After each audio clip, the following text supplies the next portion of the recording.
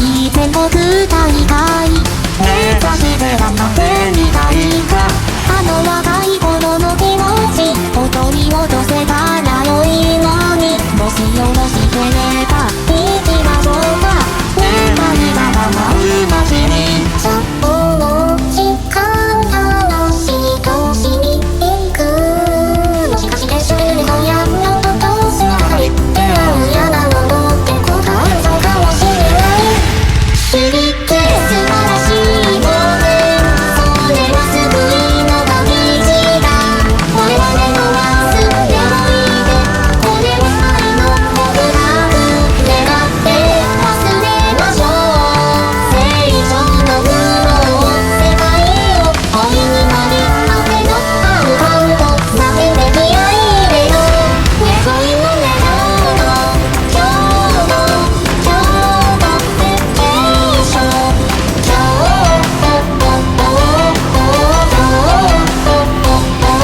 人からの今日の今日のベケーション今日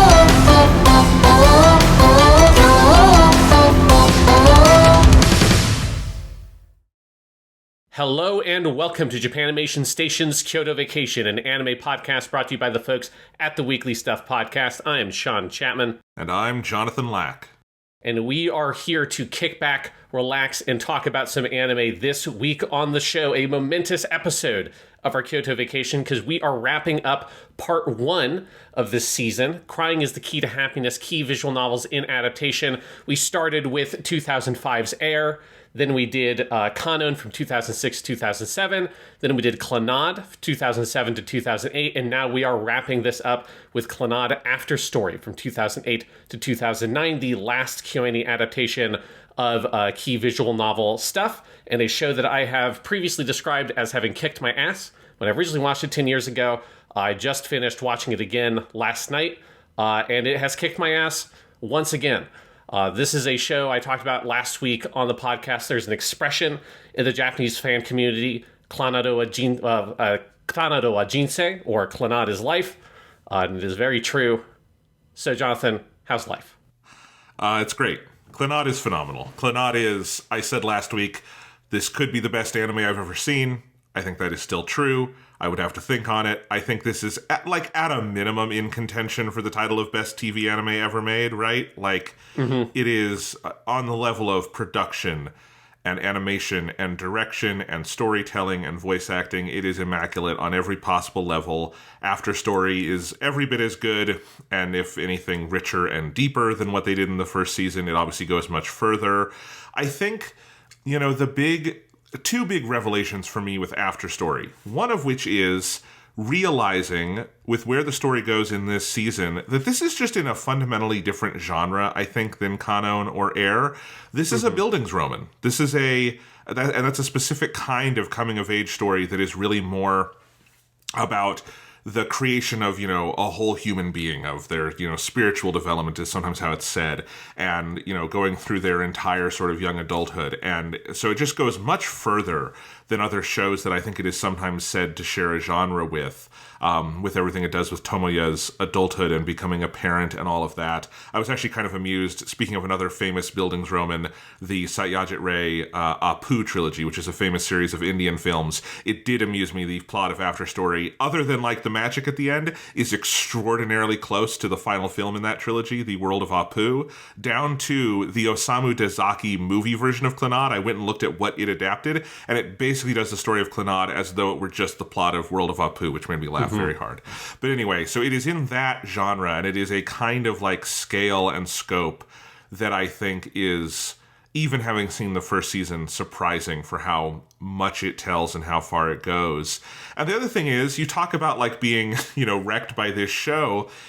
I felt very full after this show. I felt whole. I felt wholehearted. It's a very different feeling than, let's take Air, where I, finished Air and went and stared off at the woods for an hour, just in pain and shock. And that's not what Clannad is. There are places where Clannad could end if they wanted to do that to you, but it's not that. I think this has an extraordinarily happy ending, literally on the word extraordinary, but also an extraordinarily beautiful vision of humanity that I find extraordinarily moving. And I think it is an overwhelmingly beautiful show, even when the saddest things are happening. And I think that is one of the things that makes it so remarkable. Yeah, I mean, it does the thing that I think these stories have been trying to do, but I think is incredibly hard to do, which is have things happen which are like incomprehensibly sad and tragic, like Nagisa dying in childbirth. But looking at that within a bigger emotional context and framework that sees that not just purely as something that is sad, but much more emotionally complex than that. And the fact that there is that the sadness or despair in the show is always like juxtaposed or contextualized with happiness, right? And hope and the positive and negative emotions. It's nothing is ever just black and white in Clannad.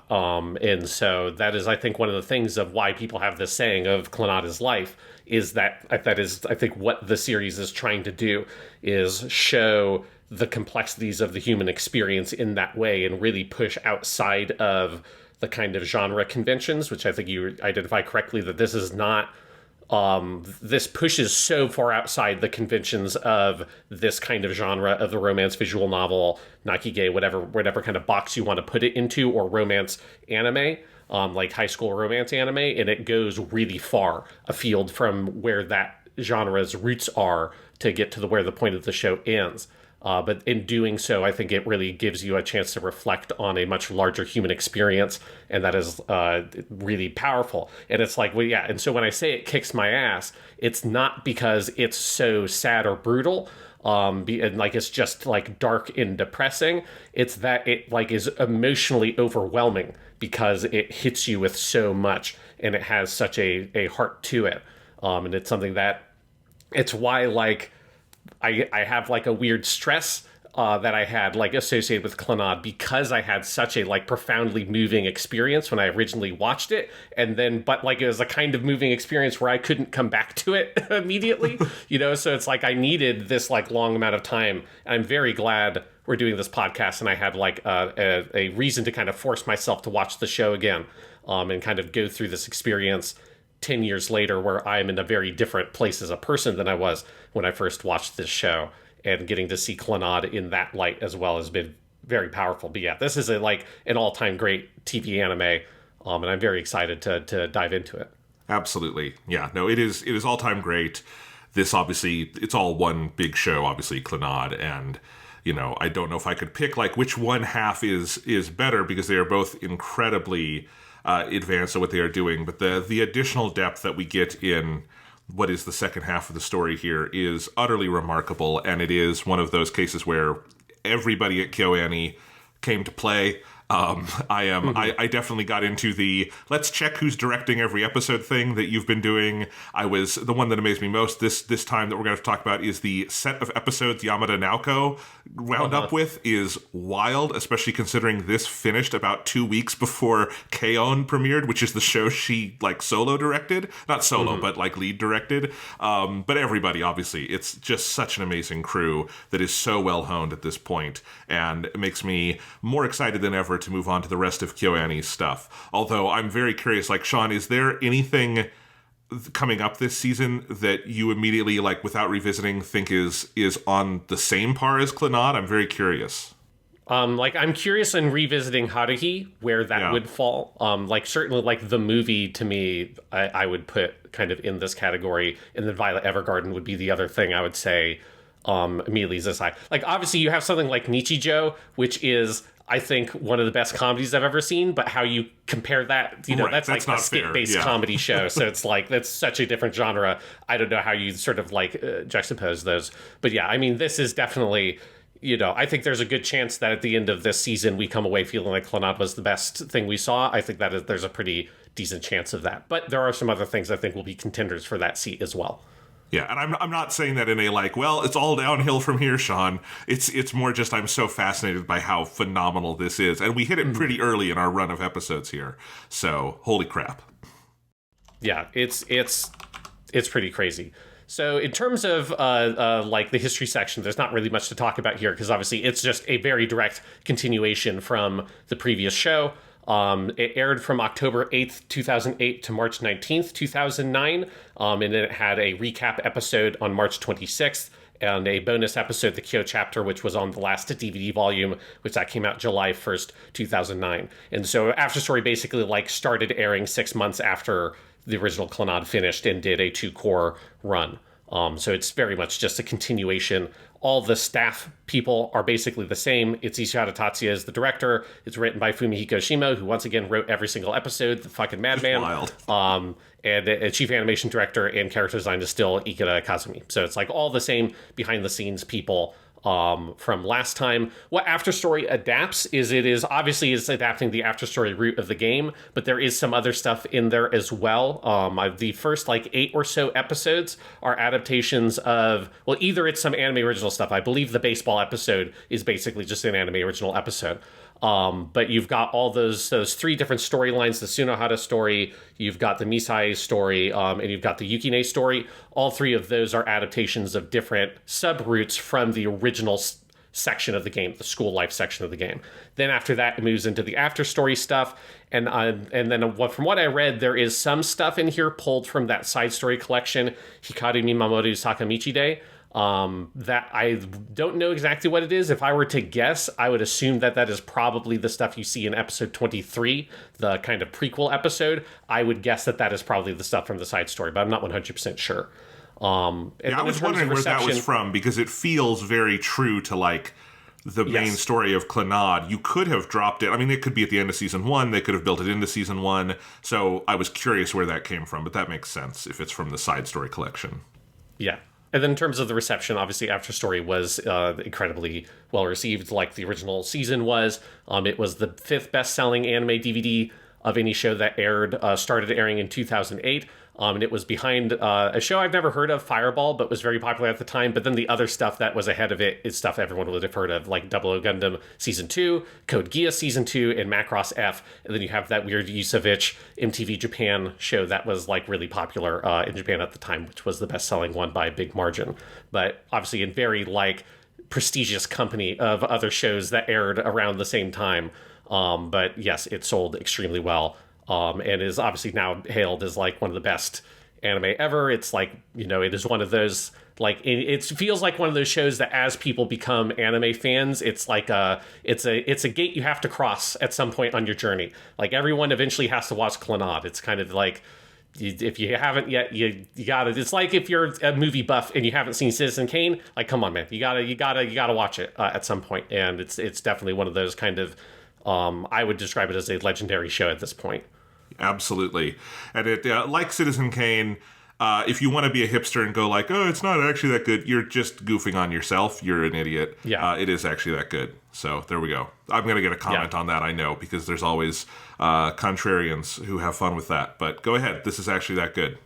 Yeah, it definitely, I mean, that is one of the things I wanted to see rewatching it. Because again, I think I talked about this last week. Like, I've seen some people come away from Clannad being like, I mean, it was fine, but is it like really like one of the best anime ever? And it's like, yeah, no, it is. Like, yeah, I had a weird experience this week, Sean, where like we talked about this last week. We're going to talk about it more today. The sheer fluidity of the character animation in this show is so above and beyond. I think it's even better maybe in After Story. Like, it's just like the way hair moves in wind and all these crazy things.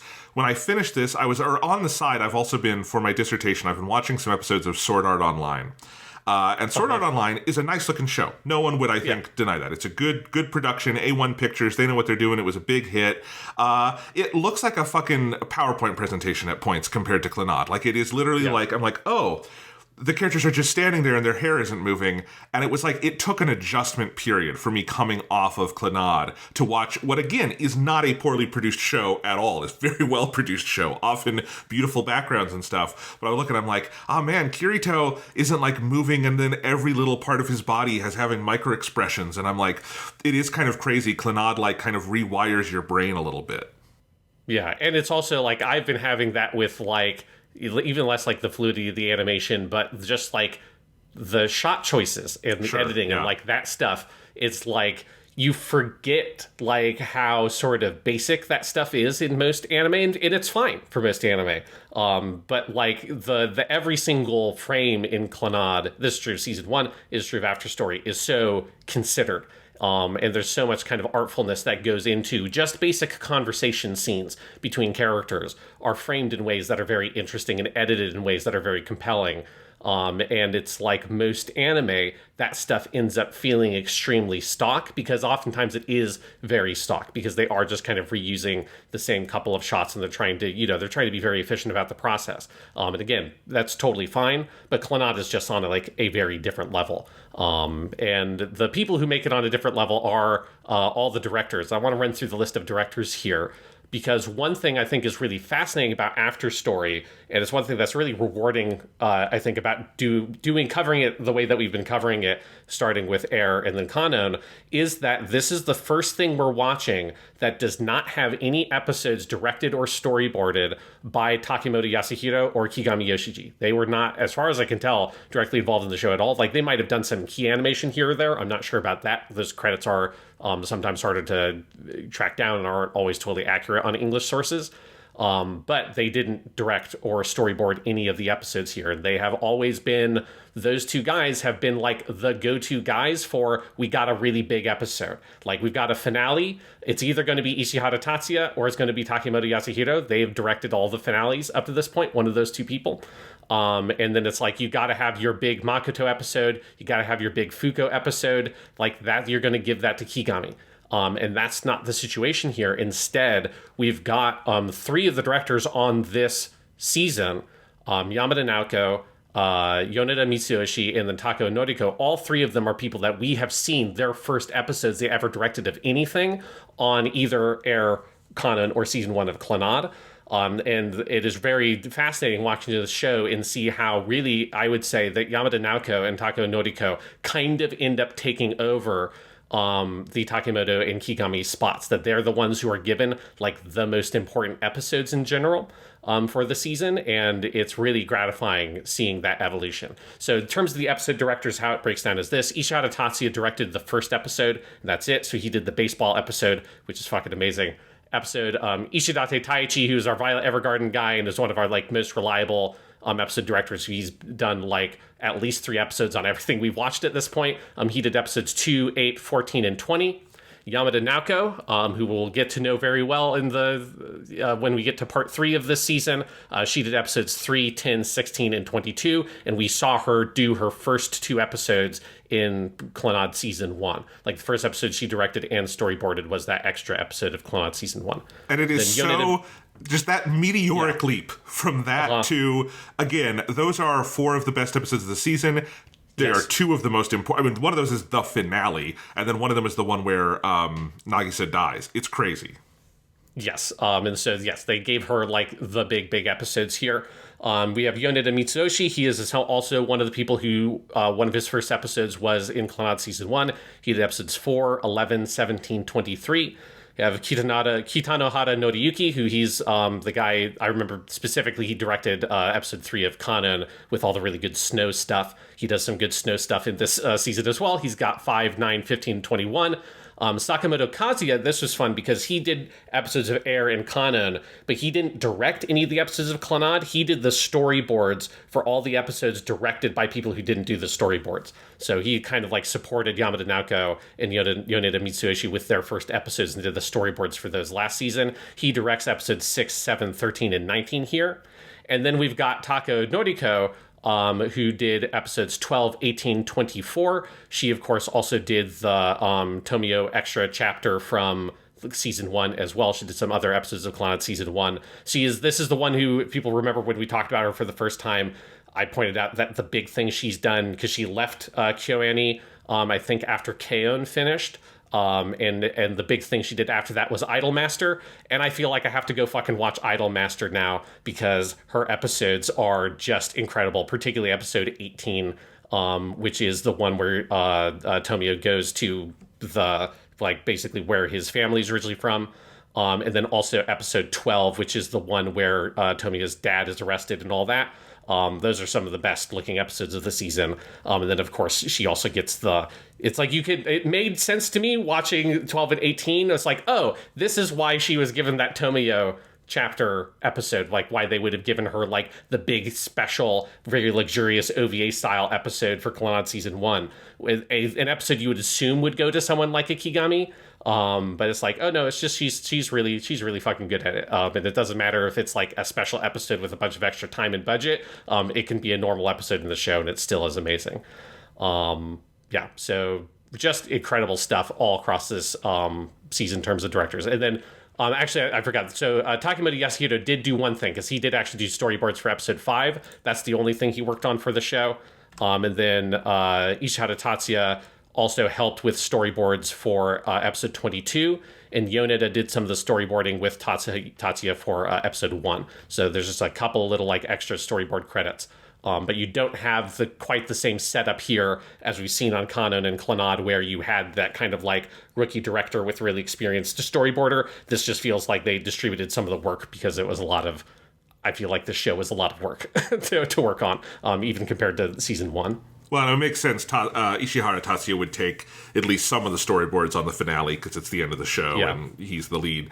But yeah, it's an incredible crew. And again, it is just so cool, even over just the 3 shows we've done so far, Sean, to see all these KyoAni people come up. I mean, we followed Naoko Yamada from like Key Animation all the way up through, or maybe even like in between. She started like down at the bottom and just coming on up. Her first show she worked on was Air, and she did In Between Animation in one of the early episodes, and then she did Key Animation in one of the last ones. So we have followed her. I mean, obviously, like she did some work on like Haruhi as well, so we'll see her there also. But yes, in terms of looking at her stuff on these key visual novel adaptations, you can see her movement from starting doing her really early animation stuff on Air, being a pretty regular key animator on Kanon, moving to a director position in Clannad, and then being one of the main episode directors on After Story. Which, again, she would have rolled right off of to do K-On!, because that started right after, like literally the month after this. It was the next thing they released. So, really, really cool. But like all these names, I mean, most of the names on this show would also be directing other shows, either on the side or later on. So, it's super cool. It's the KyoAni effect. It's neat to see, and the talent is great everywhere. We're going to say that about like, oh man, that's a great episode. That's a great episode. They're all great. That's just, there's no like weak link in this season.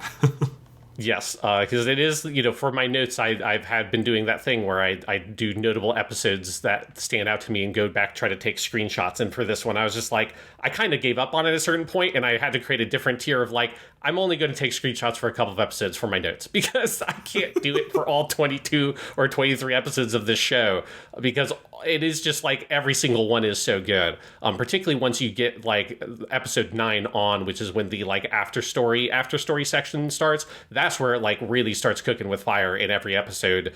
It just like this is like one of the only shows that has that Mobile Suit Gundam effect, where I look back on it and I'm just like, how the fuck was all of that in just one episode? Like, how is that humanly possible that like both all the stuff with Tomiya's dad in jail and Yoshina's whole big backstory flashback thing, that's all one episode? How is that even humanly possible? That's madness.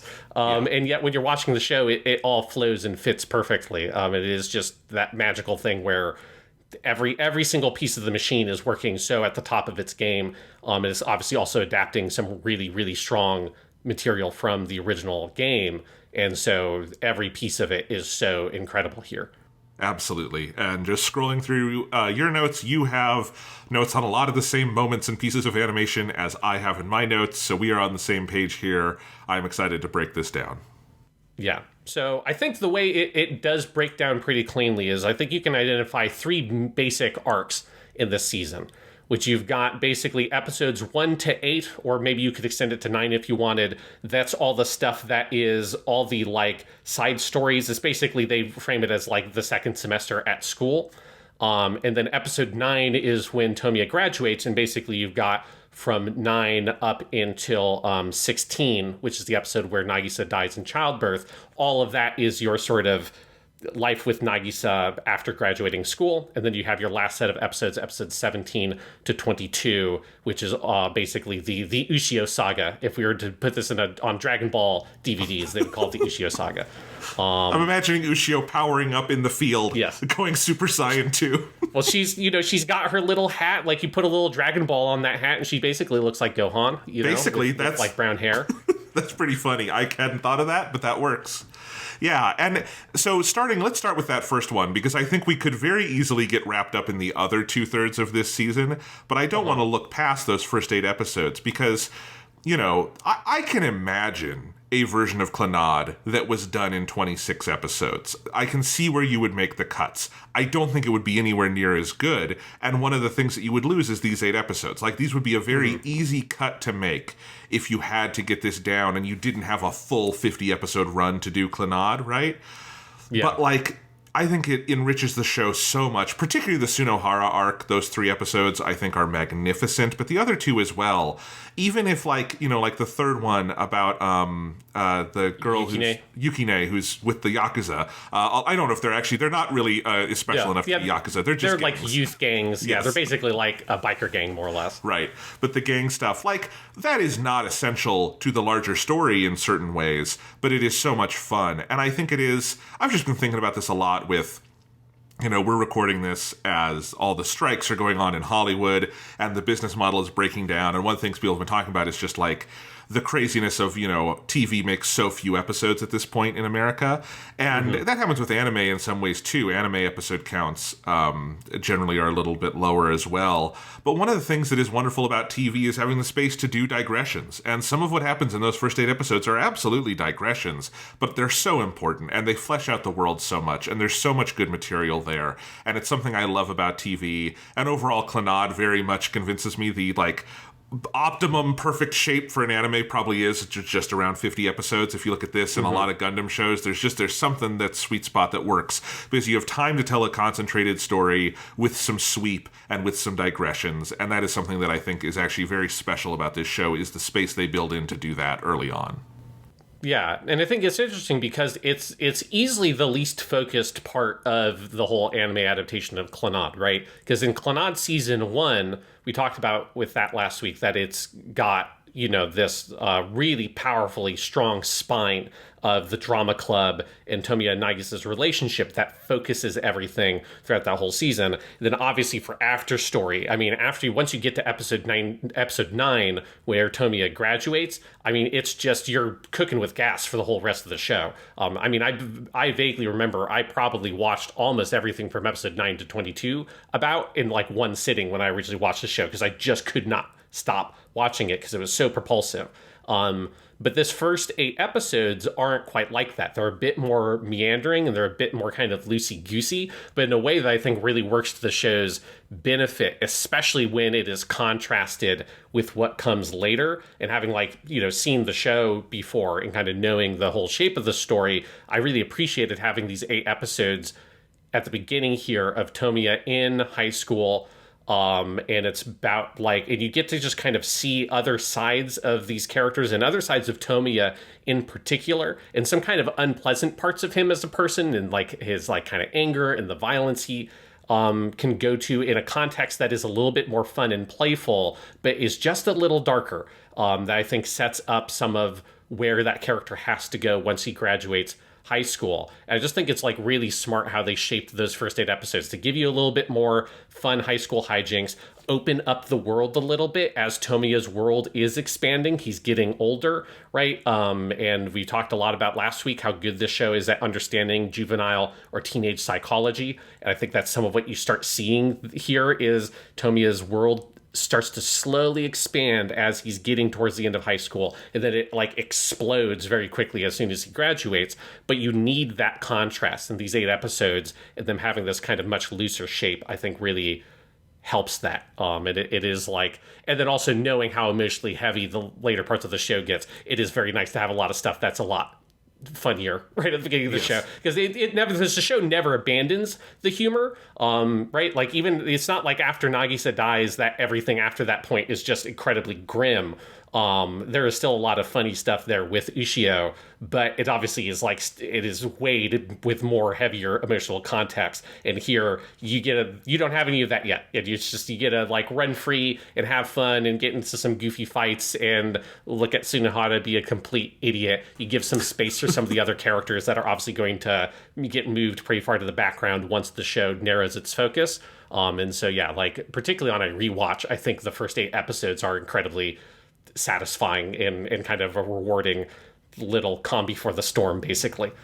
Yes, and I think there's, another point I would make on that is, while I could completely understand a version of this adaptation that would look at all that material and say, that's inessential. We can, we want to go from the high of the end of Nagisa and Tomoya getting together in season 1 to them getting married and moving on. But like also just having that space for the characters to grow a little bit, as you're talking about, like setting up some things for Tomoya and just letting the world breathe a little bit. Also, I think makes it when you get, because it's about the passage of time. And I think you have to have time pass a little bit and have things happen along the side. And it's very fulfilling. And then also, as you say, it's just funny as shit. Like that first episode, the baseball episode, unbelievably funny. The whole Tsunohara arc has some heavier stuff, but like all the stuff with Sanae pretending to be his girlfriend is about as funny as this show gets. And you're right, like After Story has probably my favorite humor in either season of Clannad, with the Sanae stuff, and then later on some of the Fuko stuff once she wakes up is some of the funniest stuff ever. And, later on that's surrounded by some of the darkest stuff in this show, but the show's ability to find those two tones is really, really amazing, and it's here throughout. But we should probably start by talking about that fucking baseball episode, because, oh my god. Yes, because, there are a lot of stock episode types that exist in the world of anime. And anyone, particularly for like high school anime, anyone who's seen enough anime knows you always get like, if a show goes on long enough, you'll get your beach episode, you'll get your like onsen episode where they go to like the hot springs, and obviously you have some of your sort of more meaningful ones like your cultural festival episode, all that kind of stuff. Your school like field trip one where you go to Kyoto or some shit like that. Like if you see enough of these kinds of shows, you get familiar with the kind of handful of stock episodes lots of episodes do. Or lots of shows do. But the rarest and best stock episode type is the baseball episode. Yes. By which I mean it's a baseball episode that is an episode of an anime that has nothing. The anime itself has absolutely nothing to do with baseball. This isn't you're watching like Touch or one of the other like famous baseball anime. This has to be something like fucking Dragon Ball Super has one of my favorites. Yes, it does. Show that has nothing to do with baseball, and then you just have an episode that's about all the characters getting wrapped into some weird situation in which they have to form a baseball team and play a game of baseball. And it just is like the most delightful framework to explore all the weird little eccentricities of the characters. It gives like, baseball has, just such a nice sort of structure, dramatic structure to sort of fit all the characters into and the roles they have to play and stuff. And yeah, the baseball episode is so delightful. It is absolutely like the kind of thing that feels like it could just be an OVA, both in terms of, it obviously the narrative content of it is pretty light overall. It's got a couple of moments at the very beginning and very end that hook a little bit more into the dramatic arc of After Story. But overall, I think it's there just to be like, hey, it's been 6 months. Like, let's get back into these vibes. But also the animation is just off the fucking wall in this baseball episode. There are some shots, and like this has, I think, the most number of GIFs on the Sakugaboru website of any episode of Clannad. And I just like on my notes copied a couple of them, Jonathan, that you can look at. I've been looking at all of them while we've been talking. There's one there's a shot that is from the perspective of the baseball as it goes at Kyo and then gets hit and goes back. I don't know how they did it. It's genuinely like in my mind boggling my head a little bit about how they drew that. Yes, and it's the animators showing the fuck off on how like it's them one-upping the basketball game basically. Absolutely. From season 1. And yeah, the amount of sort of artistry that is on display with that animation. And yeah, the baseball perspective shot is my favorite because it is just, you're looking at like, how the fuck did they do this? Because it doesn't look digital or like CG or anything, which is how you do that shot today. I mean, if you gave that to like someone like Ufotable, they could do a really cool, mostly CG version of that shot. But it's just top to down, all the baseball stuff, like the pitching and the hitting and just the body mechanics of it are so incredible. But then you have all the ridiculous humor of it, like in that the baseball perspective shot is then followed up by Akio running the bases and him just going like, hey, hey, hey, to the enemy team. It's like, you guys suck. Yes. It's so good. Amazing. I mean, consider this versus the basketball episode. Basketball episode, super impressive, but they only had to figure out how to draw 3 of our main characters playing basketball. This is, let's do all the main characters playing baseball, which in some ways is even harder to draw because baseball involves so many different kinds of motions between pitching and running and like batting and all of those different things. And like all of the batting animations, just the full body is in that animation. It is not in any, it's not like we're going to cut at the shoulder and just draw the shoulders moving a little bit. It's so much considering the full body and all the things that happen. It is absolutely, I feel like them looking at that basketball episode and going, we can do better than that. Let's one-up ourselves and have the whole cast involved and make a whole episode out of it. And it is beautiful and incredible. And then it creates all these, wonderful memories that it does keep getting touched on later in the show. And I don't know if you watched the recap special, Sean, that is at the very end of the season, but like that is one of the recap special is all Tomoya telling Ushio stories about their life. And that's one of the stories he tells them. I think mainly because they wanted to include clips from the baseball episode because it's so good, but also I absolutely believe that Tomoya would tell his daughter about this day because it's a funny story. It's so funny.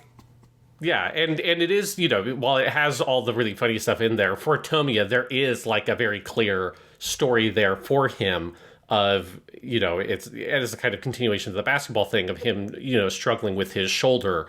And he bunts the first couple of times he's up at bat because he's worried about his shoulder and stuff. And then at the end of the episode, he goes and he fully swings for it. And the way that they play that off is so good, where he swings for it and then it fades and it just cuts to after the game. And you don't at first know, like, what happened? Did he win? Like, did they lose? And then you just kind of slowly pick up through the conversation that, like, they did win, that, like, it was the kind of the winning hit of the game. And there is something really powerful about Tomoya there. It's him struggling against his handicap in a way, but also like his kind of like his view of himself and the way he understands himself as a person, I think is a really big theme in After Story, of that he always puts himself down. He thinks of himself as a bad person, as a juvenile delinquent, as someone who's like wasted their life, who just makes trouble for other people, who is not worth other people's time. And that theme is sort of set up here, and he kind of overcomes it in this one little moment with the baseball game. And so there is like a nice dramatic core at the center, but this is also the episode that has the scene where Yoshino-san gets the hit, and then he turns and the whole like camera balloons out, and he just walks towards them, hands outstretched, with this whole speech about like, children, this is my gift to you. It is a gift I could give, not out of like money, not out of possessions, but purely out of love. And he has this whole spiel, and then he gets tagged out, and then he goes, and later in the episode he does it again, but he starts the speech and he stops and goes, oh wait, time out. And then he goes and actually finishes it. Oh my god. So it's like, it's got a bunch of dramatic shit in there, and also it's got some of the best goofs in the whole series. I love, and you would never guess from this episode, Yoshino is going to become one of the like emotional anchors of this entire series in the second half, because his reintroduction here, because he only had a couple of scenes in season 1, so this is really our introduction to his character effectively, and he is such a self-serious goof, and I think it completely dovetails with what we learn about him later, but he becomes one of, I think, our clearest anchors to adulthood and reality, and he is such a rock for Tomoya in the second half of this show, but I love what an absolute goofball he is here. It's so good. Yeah, he's so overdramatic. Like, that is a guy who's extremely lucky he's got the voice of Midorikawa Hikaru coming out of that mouth, because if it was anybody else, he would be the biggest loser on the planet. But because he sounds so fucking cool, it's like people can be convinced that he is actually cool. No, he's a big weirdo goofball. I know, Hikaru Midorikawa has done literally countless great roles. I think this is my favorite work of his ever, is in this character. It is like the most effortlessly cool he's ever gotten to be. Like, this character is actually as cool as Hiro Yui thought he was, but then when it comes time for the more dramatic, realistic stuff, there's a weight that he's able to bring that I think a lot of actors wouldn't be able to do both sides of that, and God, he's so good. Yeah, it's incredibly good. One other thing I want to point out about that first episode, because it's something that I think on your first viewing of After Story, you kind of like forget it happened. But if on a second viewing of After Story, I had to pause about 30 seconds in because I was like, oh my God. Because the first like opening 30 seconds of the first episode of After Story is a dream sequence of Tomoya as a kid on the train with his dad. And then it shows them holding hands and walking through the field of flowers that we're going to later revisit with Ushio. And again, on your first viewing, I imagine you will probably have forgotten that sequence happened. On your second viewing, you're just like, oh, Jesus. Yeah. It's like I like 30 seconds in and I was tearing up. And I was like, you gotta stop doing this to me. Like, you can't. It's like not fair. I would not have noticed that because obviously I wouldn't know the significance of that, but I think it would do that to me too because I will say the stuff that got me most in After Story is probably the stuff with his dad and just the general themes of fatherhood over the course of the show. And I have some personal connections to that, but like it's very good. We will get to that. Yes. And then one other thing I need to shout out about the baseball thing is that our main character's team is called the Furukawa Bakers, but they're playing against a team just called Smells Like Teen Spirit. Yes, it's so good. I love that so much. Or like technically what it is, so the katakana in Japanese is smell like teen spirits. I don't know if that is meant to be like I don't know if that's intentional that they put the S in the wrong spot basically and how they transliterated it, but I just laughed my ass off when I saw that they're playing against, this team of all these like, middle-aged men in the like neighborhood with their little baseball team, and it's called like Smell Like Teen Spirits. It's pretty fucking good. It's incredible. Absolutely. We could do a whole podcast on that episode, but it's in many ways the least important because there's so much going on this season. Yes. But yeah, that's the baseball episode. Let's talk about that Sunohara arc, where the first thing I want to talk about here is Sanae-san, Yes. because it is like the other great goof of this season is all the stuff with Sanae here. Starting with, in episode 3, this is the scene where she introduces herself as Nagisa's older sister, and she calls herself Isogai Sanako Junanasai, or 17 years old. And I just have to pause there and just pause on that moment. It's because there's a running joke with Kikyo Inoue that she always introduces herself as Kikyo Inoue. This is the voice actor, Junanasai desu, or I'm 17 years old. Obviously, she's not 17 years old, but she is. I'm not. I can't break kayfabe here. But that has to be a reference to that because because she couldn't be Nagisa's older sister if she is 17 years old. Because at this point, Nagisa has to be 18 or 19 years old. She should be 1 year after graduating high school at this point. So I love the fact that she introduced herself as being 17.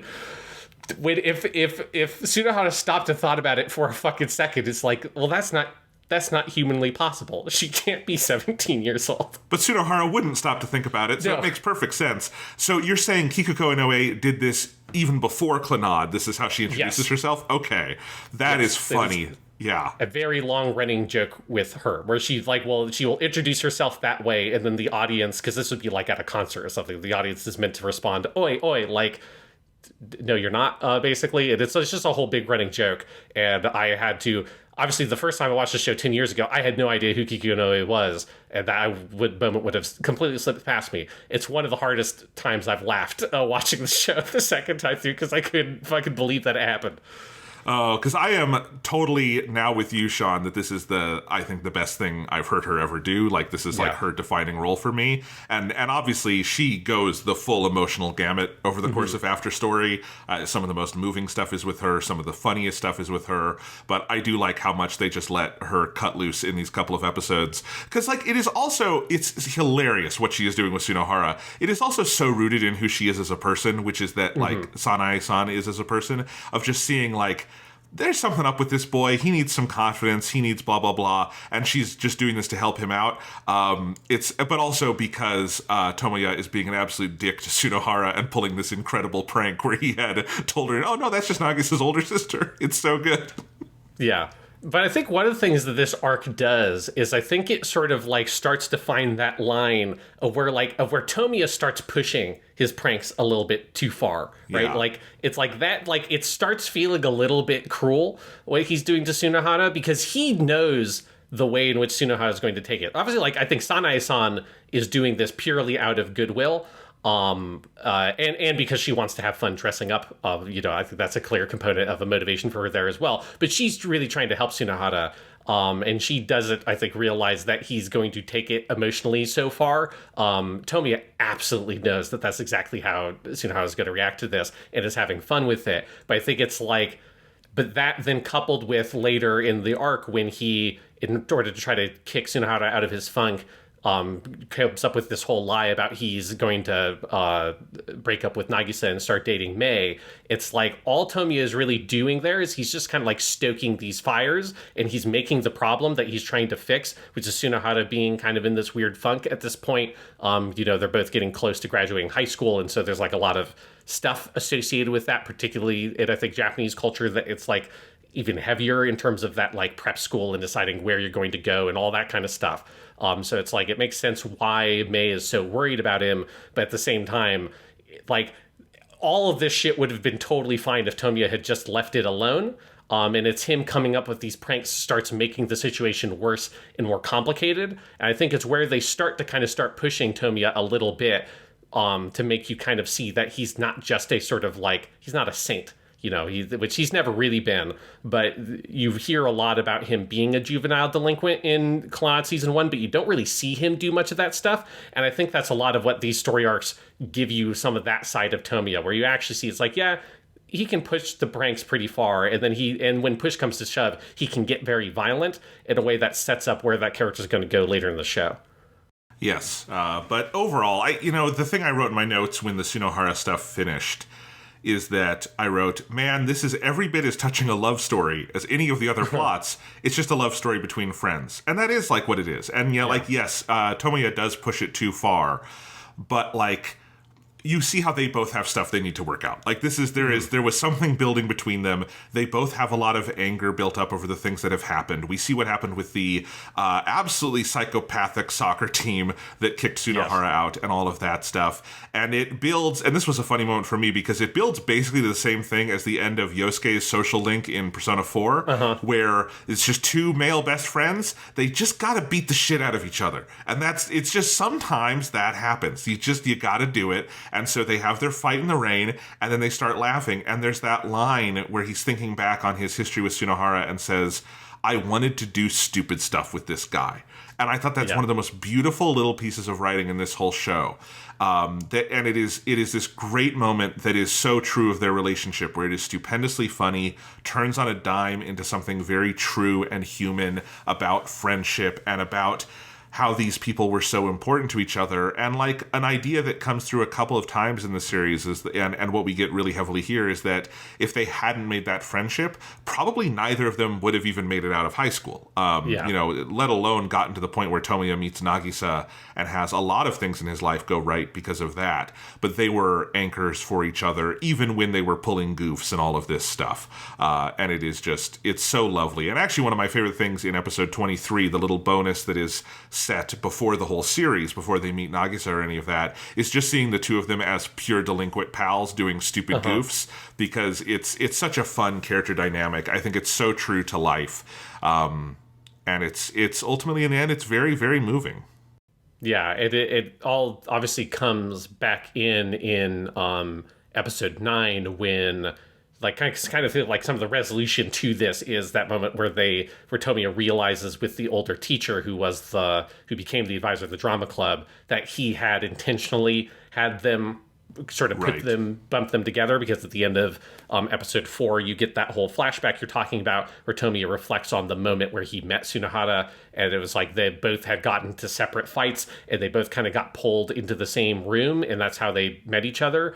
That teacher kind of orchestrated that a little bit, which is I think a really great moment. It's like a great and like authentic moment. Like that is the thing that, like, as a teacher, then particularly with like the people who deal with the sort of like corrections type stuff, you think about is how can you have these students build connections within the school and within the community, and it is not necessarily always like, and they have to be friends with like the valedictorian, or it's like it's finding someone else like them that is also lost, that also is feeling, who will push things to violence, that is dealing with a lot of sort of personal issues and stuff. Like finding someone else that they can connect to on that level is like the best thing you can do for those students. And I really loved that moment and loved that whole dynamic of their relationship, because it is really powerful.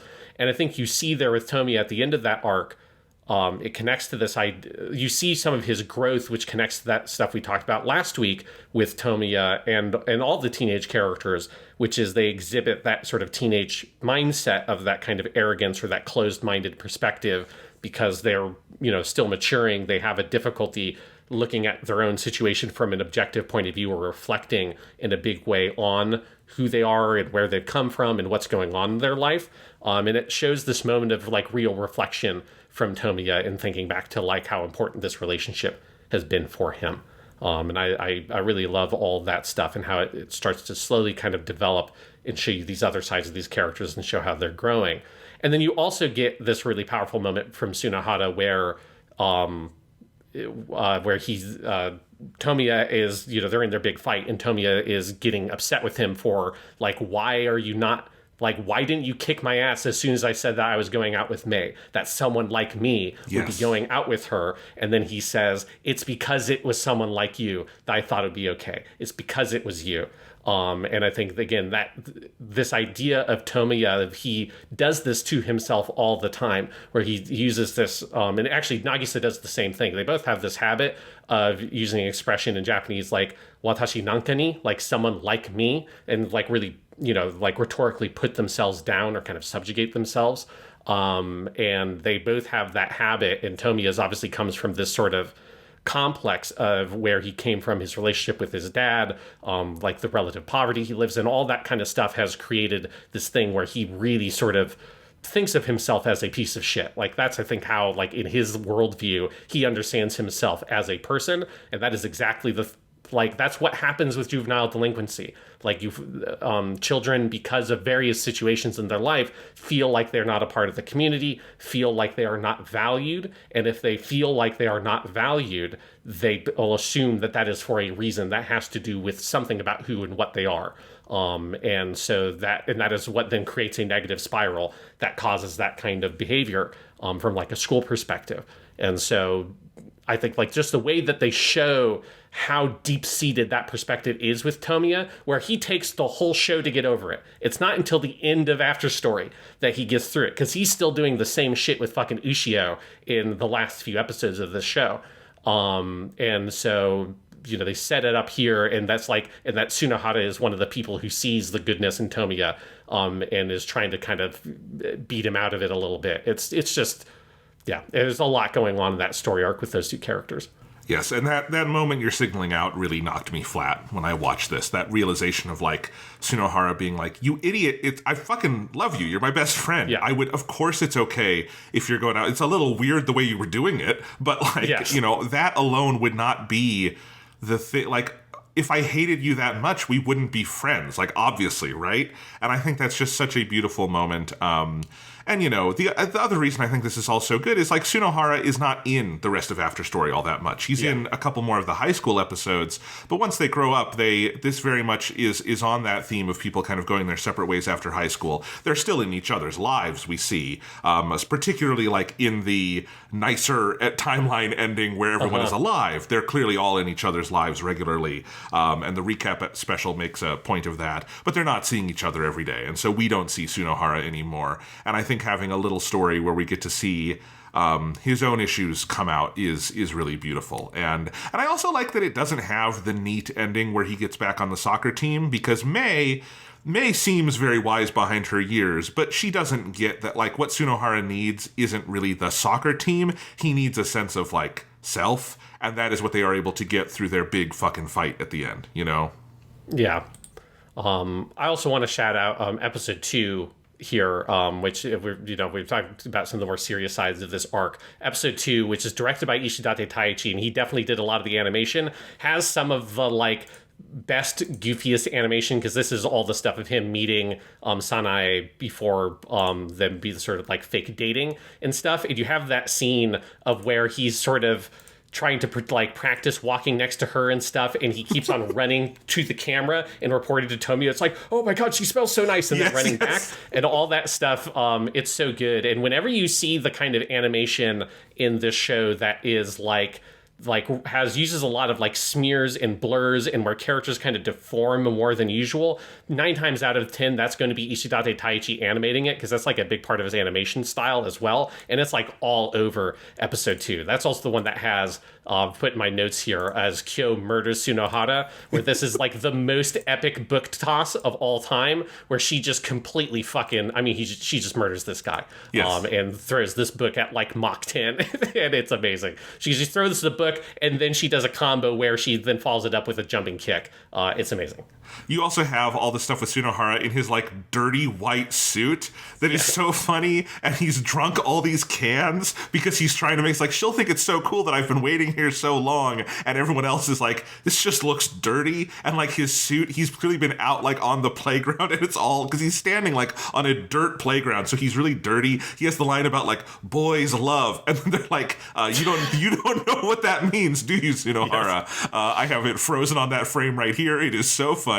That should be just like on websites for the boys love genre. That should be the header, is him saying that, because it is so funny. I love it. Yeah. So great little mini arc. And shout out to Tsunohara. He's a real one. Absolutely. So then we have our 2-episode Misai arc, where we get, this one's I think pretty fascinating, because you get this whole look at the past. And there's something I love about the dynamic of seeing this older version of the school before, obviously all of our characters are there, and seeing that, like, again, it's one of those things of Tomoya getting kind of like his world expands and he sees things from slightly different perspectives, that he gets this kind of vision of, oh, like, Misai has had this whole life, and she went to this school, and she had her whole group of friends the same way that Nagisa or Kyo and or I have my own group of friends, and she's gone through her own love and heartbreak and all those kinds of things. And there's something just very sweet about kind of getting this bigger picture view of what's happening in the world, as well as like starting to seeding some of the stuff with like the orbs of light and all of that. But I also just love Misai so much, and her weird cat buddy, that this is I think just like a really delightful little 2-parter.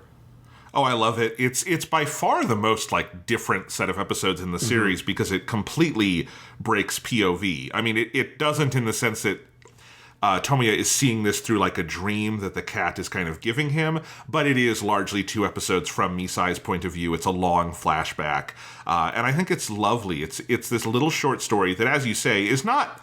It is narratively disconnected, but it is thematically like very connected, and it is setting up some major ideas for us later on. It kind of reminded me of how Air is structured as a show, where some of the earlier stories set up some ideas about the world and about the way magic works, so that we have a better context for it later on. And I think the Misai episodes are very important for that. But mostly it is just this beautiful story about this girl and this weird little cat boy, Shima, voiced by Romy Park, just to bring in a ringer for that one, which is amazing. And I think the relationship those characters have is so lovely. And I think by the time you get to the point where they confirm that this was the cat that the dying boy had, you've figured that out. But like building to that revelation and seeing what this story actually is so, so beautiful. I actually think, to me, it feels like Key kind of revisiting the Makoto story from Kanon and doing it from a slightly different perspective. And I think this works for me even more, in part because it is not quite as like drawn out and wallowing, but also I think just that the basic like way this story works of this cat, there was a dying boy, Misae was kind to this person when no one else was. The cat, the spirit sort of sees this. It becomes alive as a boy in this scene and like helps her come out of her shell in all these ways because she's closed off, or she's kind of, you know, cruel. You have in your notes a lot of Misai suplexes because she keeps doing that to him, and ultimately bringing her out and then becoming the cat who lives with her, who is, as you note in your notes here, Sean, the best anime cat ever. It's lovely, and I think this could also just be its own little standalone OVA. It's wonderful. Yeah, and it is like one of the places where that kind of the magical realism element of Clannad, which becomes so much more important in After Story. And this was like one of the things as a rewatch for me. I was like really keen on trying to like see where are all the places where they start setting up that stuff, because obviously I know, okay, the end of the show is going to end with this like sort of miracle happening with the orbs of light and all of that. So where did these ideas, these seeds get planted?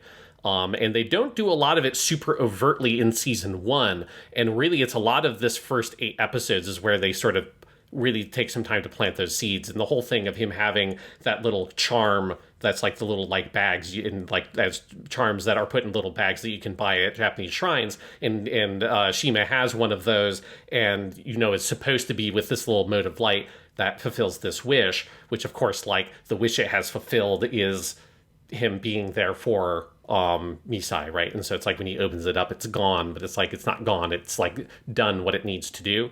It's just a really, really beautiful love story that kind of parallels some of the stuff you're going to see with the Orbs of Light later on. As you say, it echoes a lot of the same sort of things you got from the Makoto story because it's pulling on the same sort of Japanese folklore elements there. But I love that this ends with, and she gets to stay with the cat, right? Yes. And it's like this, you know, it's a beautiful love story between a cat lady and her cool cat that is like the dorm cat, that is a dope cat. That cat is like all over season 1 of Clannad, and I didn't remember all the specifics of the story arc. I just remembered the cat was really important, and I just love how much that cat is in there with like in Sunoha's room playing with Tomoya, and there's so much great animation in season 1 of Tomoya just messing around with the cat. In a very adorable way, and having that all come together is really great here.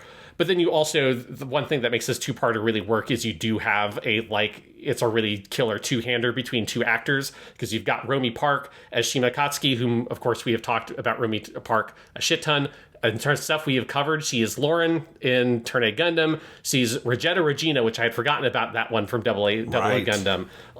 But that one's very fun. She is the second best character behind Gyanko in Gundam Build Fighters Try. She's Lucas, the boy who's like, man, if only Lucas had been the main character of that show, what a great show it would have been. But unfortunately not. Of course, she's Edward Elric from Full Metal Alchemist. I feel like that one almost goes without saying. There's that little one on the side, Edward Elric. Yeah. And then she's also Shirogane Naoto from Persona 4. And then as a Naruto boy, I need to shout out Temari from Naruto, which is one of her other really big roles. Obviously, we love Romy Park, and it's fun to see Romy Park be in a slightly more Lauren Sayak-esque, like, adorable boy role, because usually she's either, like, sexy lady, or she's, like, very tough boy, like Edward. And then it's, like, nice to see this sort of, like, oh, this is, like, a sweet little cat boy. And it's kind of slightly different. You know, not that she hasn't played other characters like that, because she has. But it's not sort of, like, one of the main 2 kinds of roles I think you must associate with Romy Park, and that's fun. I did not catch that it was her right away, because it is a little different from your normal Romy Park, and I had to look it up, and then I'm like delighted, because it's definitely a performance that you hear and you're like, I need to go look up who this is if I haven't caught it, because it sounds familiar, but she's so good, and as you say, this amazing two-hander with Yukino Satsuki. Yes, because Yukino Satsuki plays Misai. Obviously, she was in season 1 as well. We didn't really talk about her there because she doesn't do a whole lot. She's just sort of a supporting character there. Her most famous role by far is Kagome from Inuyasha. That's the main character of Inuyasha. That's not Inuyasha. That's the girl. She's also Yoruichi in Bleach, which if you've seen Bleach, you know how cool that character is. One connection I thought was interesting with KyoAni is she is Kaname, the female lead of Full Metal Panic. That show that like KyoAni basically took over after the first season. She's Tai-san from Gintama, who is Shinpachi's older sister. She's basically one of the main characters of Gintama. And then she is also, we have seen her as Rose in Full Metal Alchemist Brotherhood, meaning that we have both Roses, because Hoko Kwashimo played Rose in Full Metal Alchemist 1, and then Yukino Satsuki is Rose in Brotherhood. So we have the 2 Full Metal Alchemist Roses together in one show at last, which is fun. Everyone was asking for that. The most important character from Full Metal Alchemist, Rose. And then we will see her again in Hyoka. I love this. This is in Hyoka, the main character Odaki has an older sister. It's a character that's not in that show a lot, but she is like a really important character. And when I saw that, I was like, oh, right. Yes, that is his older sister. And that's going to be a very fun one to visit when we get to Hyoka. Absolutely. But no, these 2 episodes are lovely, and as we said, like, both on their own terms, it's just a great 2-parter, but then in the broader context of Clannad, they're really, really important. And I think really help build the groundwork for everywhere it's going to go. Because one thing I want to say just as an overall statement on After Story is I think it handles its ending and the magical realism and kind of translating game mechanics into a show much better than either Air or Kanon do. I think Air has some awkwardness there at the end. I think Clannad, like, it is very clear what is going on without sacrificing the fundamental, like, metaphor and ambiguity of the magic. And I think part of that is it being 50 episodes, it having these digressions where it can start planting those seeds and doing it, I think Air does it pretty well, but it only has 12 episodes, and the thing that happens at the end is much weirder, so it has more of an uphill battle, but Clannad does it perfectly. Yeah, and that's like a lot of, I think, what these episodes get to do is give you some just time to sort of sit with some of this more magical stuff, because then you've got episode 7 and 8, which is the Yukine 2-parter, which of course that like concludes with one of like the most definitive things you start hearing about the Motes of Light, which is she's the one that at the end of that story arc tells Tomoya about like this legend in the town of these Motes of Light that represent the people's happiness, but that people have been seeing them less and less recently, and then Tomoya gets like a glimpse of one of them. And it's like, it's just one of those little like moments where it never, as a show, I think, focuses in on the magical stuff too directly like that, but it just gives you those little bits of it around the edges like that makes it very effective once it all kind of comes home at the end. Episode 7 and 8 is also where you get your another big Ishidate Taichi kind of show off in terms of animation. He directs episode 8 and does a lot of the fight animation between Tomoya and Sasaki. Sasaki also, of course, being voiced by Ono Daisuke, who was Yukito, the main dude in Air, which is very fun. So we've got 2 of our leads. He's also he's in Air. He's going to be one of the main characters in Haruhi. He's the cameo in Lucky Star. He's the crow in Nichijou, and then he's also in Munto and Fafnir in Kobayashi's Maid Dragon. So Ono Daisuke, if KyoAni can fit him into a show, they'll put him somewhere in their goddamn show. And it just turned out, hey, we need some punk like biker dude. Well, we've got a man on speed dial we can get to do this role, and it's fun to have him be here for this like little role here. Yeah, I think overall, like 7 and 8 are probably my least favorite episodes of Clannad, just they're probably the least essential, but episode 8 is such a blast, particularly because of, I think, the Ishidate Taichi touch on the fight, which is out of this world good. Like, I'm like, God, give that guy a fucking martial arts anime, because it's incredible. It's one of those things where it's just like, it turns on a dime and becomes another genre for a couple of minutes there. And I like the resolution to it quite a bit, and where it kind of thematically sets up the Motes of Light and some of that stuff. And, even if I like parts of it I find maybe, a little less compelling than other parts of Clannad, it is just that there is a pleasure in spending time in the world and seeing it fleshed out, especially because one of the major themes of After Story and Clannad as a whole is the building of community and the idea of the town as a place and as a large-scale kind of organism with all these moving parts and all these people, and that so much of Tomoya's strength as a human being, what ultimately leads to the miracle, is his ability to connect with all of these people. And even if it is a smaller, less important story like this one, that becomes, I think, essential just through the overall tapestry of the series.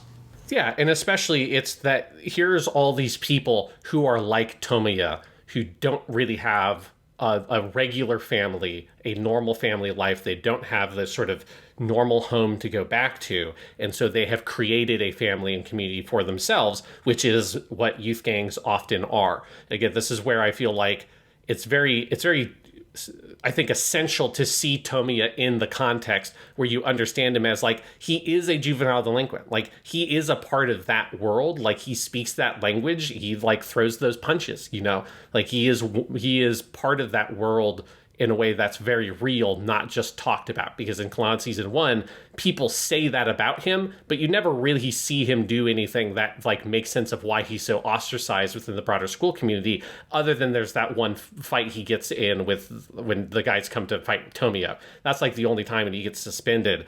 But here you see him, like, he just sort of like integrates himself so quickly into that little community and that little culture. And I think he like understands that life and that worldview so well. And it sets up, as you say, all these themes about building community and about the town and about the importance of that. And so that is where it makes sense that this is the moment where they, like, the first time they ever exposit about these orbs of light. You've seen them all over the place. You're seeing them in the weird, like, other world. You're seeing them in the opening theme animation. You get glimpses of them here and there. And this is the first time someone is like sitting and really saying, this is what these things are, what they at least like represent in our community, in our like kind of folklore. Yeah, absolutely.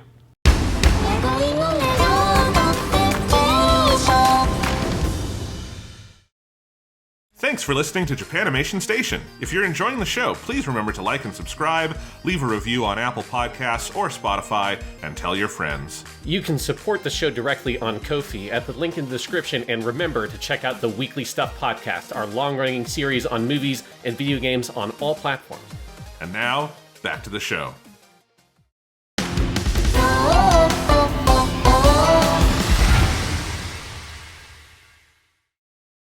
Then we're going to shift into the higher gear here, Sean, because this is where After Story really takes the hell off.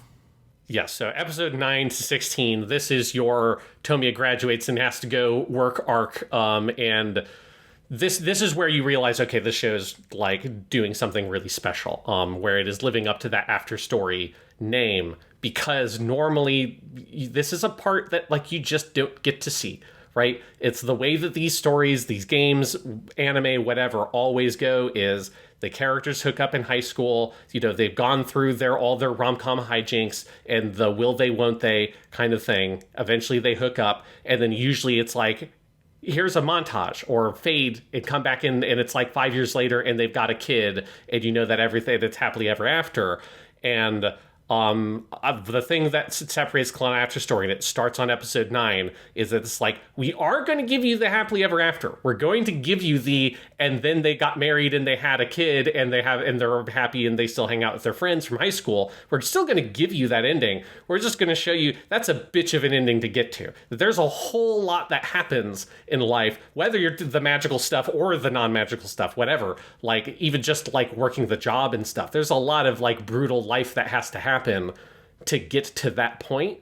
And that to me is like, I just remember so distinctly when I first watched this show, getting to this point and like, you know, the scales falling from my eyes sort of thing of like, oh, this is a kind of story that an anime could tell, because so few high school romance anime ever even like touch this kind of territory. And Clannad doesn't just touch it. It just like does a cannonball into the deep end basically. And it's incredible.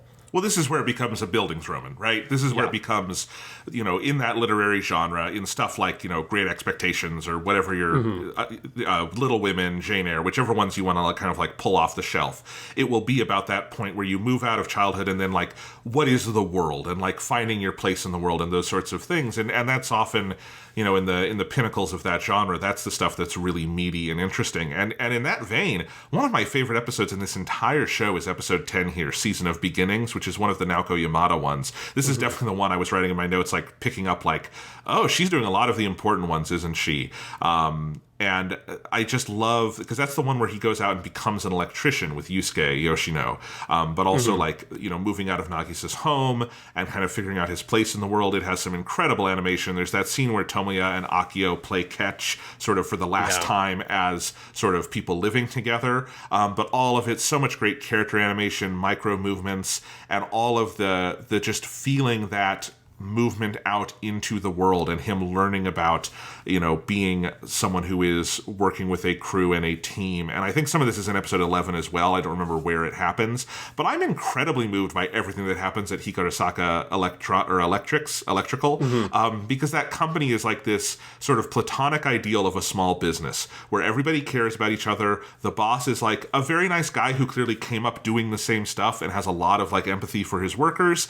And just that whole, I think it's in episode 11 is where you get the line where he's messed up, and he has to fix it. And then Yoshino, he comes in expecting Yoshino to kind of chew him out. And he says, no, we get help for the things we cannot do. That's what work is, which is quietly one of the most powerful moments of the entire series for me, is those lessons of like everyday reality that Tomoya starts learning in this stretch and with the electrical company. And then also the metaphor we have to talk about him going from healing the bonds between people to being the guy keeping up the literal bonds of the city, which is the electrical grid, is such a smart story choice. But I adore all of that. Yeah, it's all, I think, just genius of what goes on here. Because I want to zoom in a little bit on episode 9 first, which is the one where he graduates. Because it's both that he graduates and also it is the one where Nagisa can't, right? And that it's just, in some ways, that's like the saddest thing that happens in this show to me is like is that Nagisa, that it happens again and she has to take her third year of high school again and she can't graduate with all of her friends. Obviously, it's not as sort of like epic or whatever, obviously like not in the normal way you use that, but like massive and huge kind of tragedy as Nagisa dying in childbirth, as Ushio collapsing in the snow with her dad. But it is this sort of like, it's this like very sort of poignant tragedy of that she's worked so hard to do all these things and yet she still is not able to graduate, and Tomoya is faced with this dilemma of, do I graduate without her, or do I just like sabotage myself because I want to stay in this place with her? And this is where you start getting one of these other major themes in After Story with it, which is change, and that you can't fight change. You have to like accept it and live with it and move through it. And you have this really powerful moment. I think one of the things that made me tear up the most in the whole show, and it's such a small thing that I don't even think is meant to make you tear up. But there's the scene where Tomoya, Nagisa's parents are telling him basically, hey, probably what's going to end up happening here is she's probably going to have to redo her third year. And she's not going to be able to graduate. And Tomoya has this reaction where he says, no, I don't want that. Like, if it comes to that, I'm just going to, like, I'm not going to graduate either. I don't want to graduate without her. And then Akio and Sane basically tell him, like, that's stupid. Like, don't do that. Like, you need to accept this. Like, that would just hurt her more. You need to do this. And Tomoya looks up, and you get this shot from his POV of just Sanae and Akio looking him in the eye with these just, like, really kind of, kind expressions. And that's the moment where I feel like Tomoya is a part of this family. Like, and he is experiencing a like sort of familial level of support he has never really had in his life, or at least not that he remembers, not since a small child, as we later learn about like his relationship with his dad before it soured. But it's just this like little moment of understanding and empathy and care from these two adults in his life that know what is best for Tomoya, that know that it would be ridiculously stupid for him to not graduate because of this. It's really sad and tragic that he can't graduate with Nagisa, but it's not something he should like end up potentially destroying part of his life for, right? There's like so much could go wrong with like making this choice to redo high school. You can't do this. And then just giving him this little level of support, I found it incredibly moving. I find it incredibly moving. And I think it's also a theme of this show where I think all the way up to the very worst thing that could happen, which is Ushio's death, which is kind of an ambiguous event to begin with near the end. Mm-hmm. But all the bad things that happen along the way, I think this show has a real sense of theme about kind of human adaptability, where like even when these terrible things happen, people will be okay. Like, that's, I think, one of the things that happens here with Nagisa is, like, it sucks. It is sad. She's going to go through some shit. But part of what happens in these episodes is she's okay. She has Akio and Sanae, and they are the best, most supportive parents she could ask for. And even if she's not at school with Tomoya, they're still together, and they have their little kind of domestic thing they have going on. And, like, it works out. They're okay. Like, it sucks, but, like, they are able to work through it. And I think Tomoya has this kind of defeatist streak because he didn't have a support structure, right? And he, I think, has this streak of not thinking things will be okay. And he doesn't always have the emotional maturity to deal with stuff when it goes wrong. And I think that moment you're talking about, Sean, is part of what makes him realize he's in a family, is that support structure of, like, this sucks, but we're all here for each other, and it's going to be okay. And it is okay. And even, I think, later on, in the arc after Nagisa dies, when he finally comes out of his funk, I think that sense comes back of, like, once he's able to rebuild his family, like, obviously he would much rather live in the world where Nagisa was with them, but they'll be okay, right? Like, things will move on. And I think that is something that this show does over and over again, not in a, like, flippant sense, but I think in a very real sense of how people work through the challenges of life, and again, how important communities and family are to all of that. Yeah. Because you also, in episode 9, you get, like, little moments where all the people that Tomoya has helped along the way, including, like, Yukine and Misai and Tsunohara, who we've just gone through with those story arcs, all of them give him these little moments of support. You've got the teacher, Komodo Sensei, who does that. And so you see how, like, all the kindnesses that he has done that we saw in that first season of Clannad come back to help him work through this moment, and him graduating from that school. And then you have that really powerful scene of him and Nagisa talking after he's graduated, and him basically telling her, that before I met you, I hated that place and I hated this town. I never got anything from it. And then being with Nagisa made him happy and, like, allowed him to see the value of this place. And it's just, like, a really touching moment, and one that I think sets up all these ideas about what Tomoya needs to go through, and sort of, like, seeing the value in himself and the people he cares about and the world he lives in, whether Nagisa's in it or not. Because right now, Nagisa is giving him all of that, right? He's getting all of that. The color in his life, quite literally, is given to him by Nagisa, and he needs to be able to find a way to sort of give that to himself. And I think, like, a lot of those ideas are being set up here at the beginning of this job arc, where Nagisa is still there to support him. And then that's when we move into some of those episodes you were talking about, that of him starting his work at Hikarisaka. Episode 10, that Yamada Naoko one, is definitely one of my favorites. There's something about the structure of that episode where it starts with like Tomoya wanting to sort of, like, make all these, like, plans and be with Nagisa and all that kind of stuff, and then it ends with them both in his apartment, and then he can't talk to her because he just, like, basically passes out, like, sitting up, like, he's so exhausted from his first day of work. And that is one of those moments where 10 years on, my relationship to that story is very different than it was when I watched it when I was, like, a sophomore in college. That it's like that feeling of, oh, you got up, you went to your job, you worked at your job, then you came home, and you just basically went to sleep. I was like, yeah, I know that feeling. That's like I sympathize with that in a much more direct way than I did 10 years ago. Yes.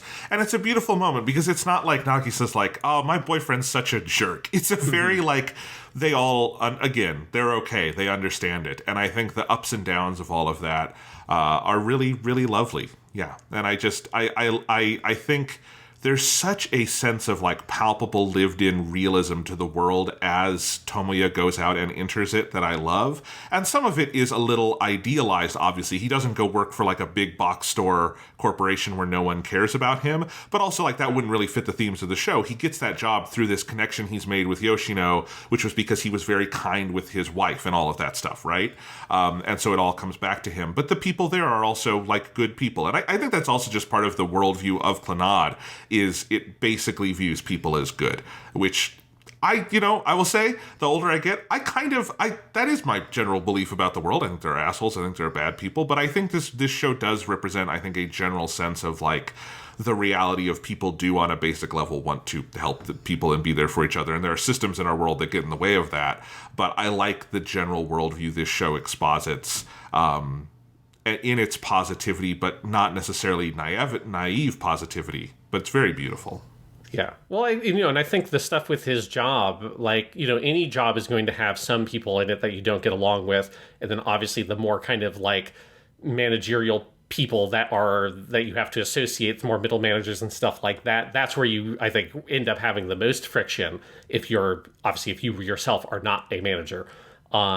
But I think, like, the other people, your colleagues, like the other people who work on the same strata of the job as you do, for every job I've worked at, like, there's a lot of camaraderie there, whether it's teaching or it's being a cashier. It's like people get that shit. And I think there is, I find Tomiya's whole thing of him starting to learn how to work the job really relatable, because, he has that kind of, as you're saying, defeatist attitude, or this, like, if anything goes wrong, the world is over, right? And that's another very teenage and kind of very youthful thing of oh, I broke up with my girlfriend and that's it. Like, that's all my life is now. It's just like sadness and despair because this one bad thing has happened to me. And I think when you get your first job, I very much relate with that feeling of being kind of like petrified at, I can't do anything wrong. Like, I can't take one wrong step or say one wrong word in a meeting or whatever. If the principal is there for being a teacher or whatever, or your manager, and being scared of, like, what are they going to think of me? Are they going to fire me? For some jobs, like, dock my pay, like, what's going to happen? I have to be, like, perfect. I have to be perfect, but also I have no idea what the fuck I'm doing because I've never worked this job before, right? And it's just this very stressful situation where you're, like, completely ignorant of everything about how to do this and how to kind of live in that larger work-based society. And then the thing that Tomiya like eventually learns is, oh, most people get it. Like, because they have shit going on. They've got wives or they've got kids. It's like they have shit happening in their life and they've made mistakes on their job. And they absolutely understand that the dude who's fresh out of high school has only been working this job for a couple of months, and it's the first time he's done a job on his own. He didn't do it perfectly. Yeah, no shit. Nobody has ever done that. Right. Nobody has ever done that perfectly. Anytime it's the first time you've done that job without supervision, you fucked something up. Like, you're guaranteed to do it, particularly if it's something technically complex like electrical work. And so it's one of those things about watching that show with a different context being older. It's just like, I see his work life so differently now than I did when I originally watched the show, because I do think, as you say, most people are fundamentally good. Most people that you work with are fundamentally understanding because they've had to deal with all of that shit too.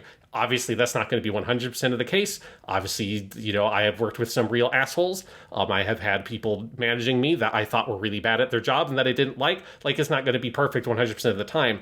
But most people that you work with, in my experience, are understanding of that kind of stuff. It's very satisfying to see Tomiya grow up and learn that and see that about the world and all these other people that work there, and him sort of slowly kind of acclimating to that work culture. And I think there's something refreshing about it, because there are plenty of stories about going out into the world and dealing with assholes.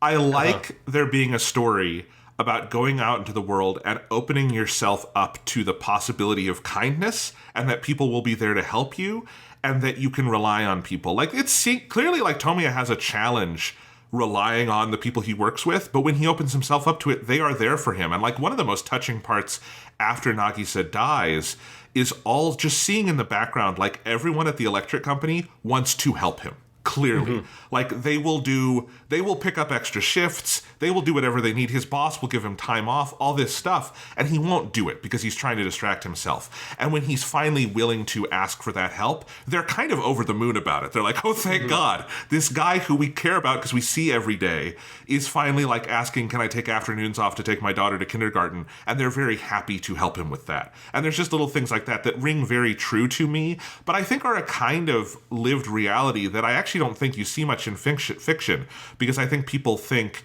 conflict is what you need for a story. And there is a conflict going on there, but it is internal within Tomoya. And I think that's an interesting version of a conflict to show.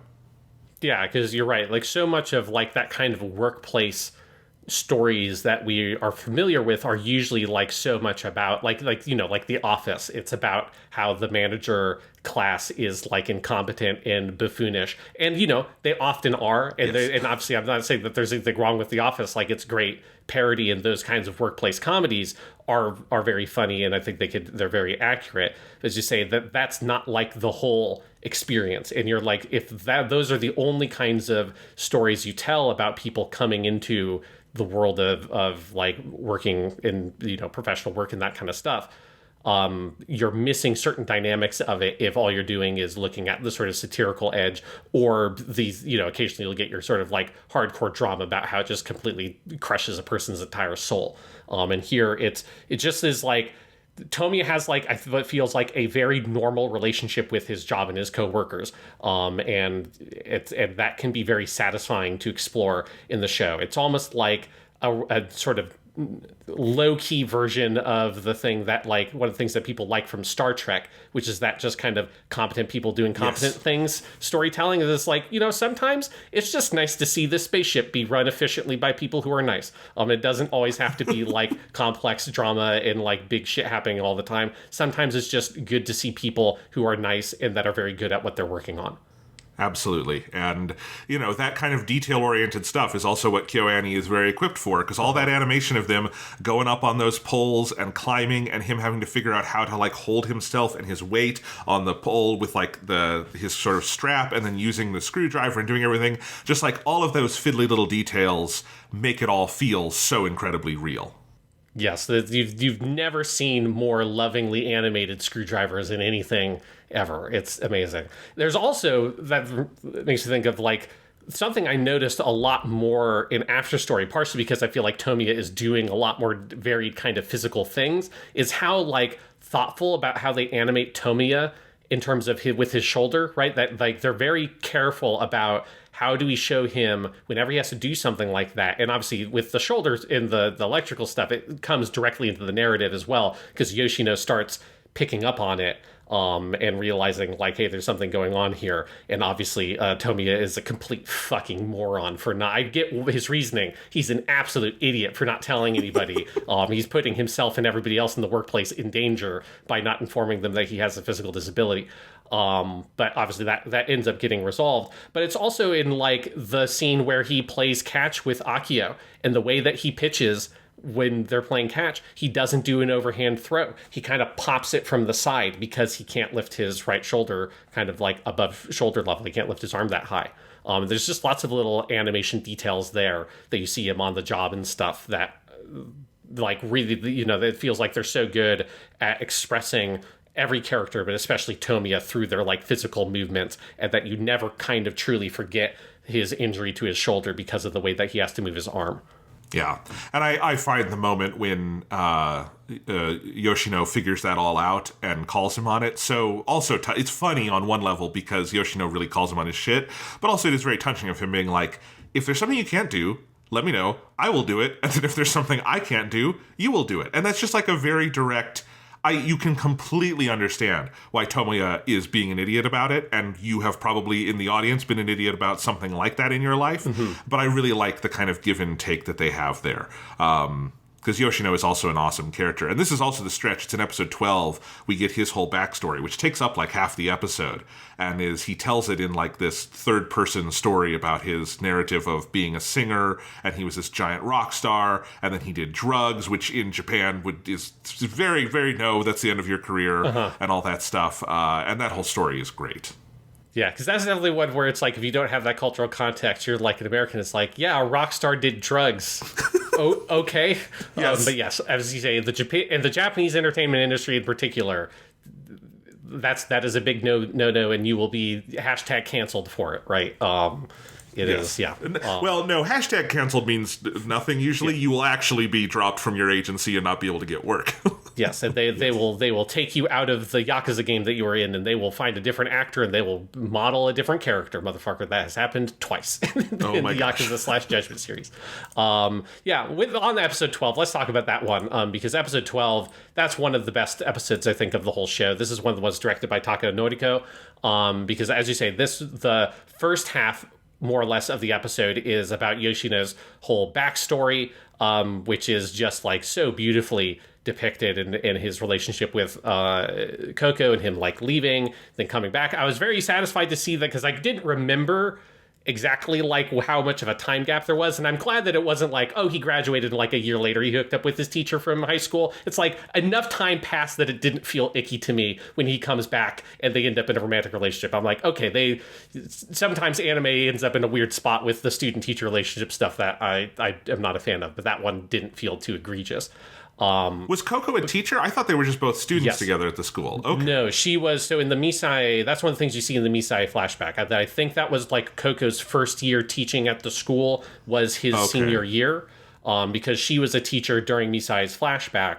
And then he leaves, comes back like 5+ years later, and then that's when they're in a relationship, which that seems acceptable to me. That seems like doesn't feel like there's any grooming or anything going on with the way they set it up, which again, I've seen some anime that does some weird shit with student-teacher relationships that I was not a fan with.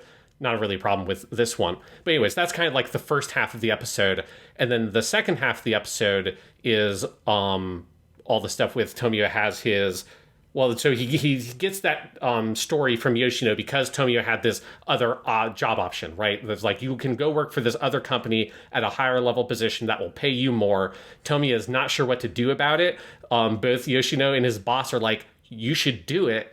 You idiot. like, come on. And Tomoya says the most adorable thing he has ever said, which is, I always thought that I would always be working at this company, which is like the most you're a kid working your first job thing. It is like, I thought I was going to marry my high school girlfriend. Of course, Tomoya is the guy who does marry his high school girlfriend, and he probably is going to work at that job his whole life. That's the dude he is. Most people, that is not what you end up doing. But they tell him to accept that job offer. He's hesitant about it. Yoshino tells him that whole story that then makes Tomoya see that like there's a bigger world out there, and that there's like, it's important to like think about what's really important, which is this new family he's starting with Nagisa. He decides to take the job offer. As soon as he decides that is when he gets a phone call at home from his dad's friend you had met. I love this detail. It's his dad's friend he had met we'd seen briefly in an earlier episode, because his dad doesn't know where Tomoya lives, because Tomoya has been avoiding telling him the whole time, and Nagisa brings it up multiple times. He learns that his dad was probably dealing drugs. It's like ambiguous. They don't specify it, but it seems like that's probably what he was doing. And he is in jail, and because of that, Tomoya has lost that job offer, and then that episode ends with him going and visiting his dad at the jail, having that confrontation. He walks out, and that's where you have, I think, one of the best scenes in the show, which is his kind of mental breakdown where he punches the wall, ripping his knuckles up. Nagisa has to physically hold him back. They both collapse on the ground, and that's when Tomoya proposes. All of that is one episode. It's wild. It is like a true masterpiece. When I went back through and like skimmed through it to take some screenshots for my notes, I was just like flabbergasted by this episode and how much is jam-packed, but how like intricately intertwined it all is. Because the first thing that happens in the episode is Nagisa mentioning to Tomoya, have you told your dad where you live? It's like the second or third time she's asked him that question of the show.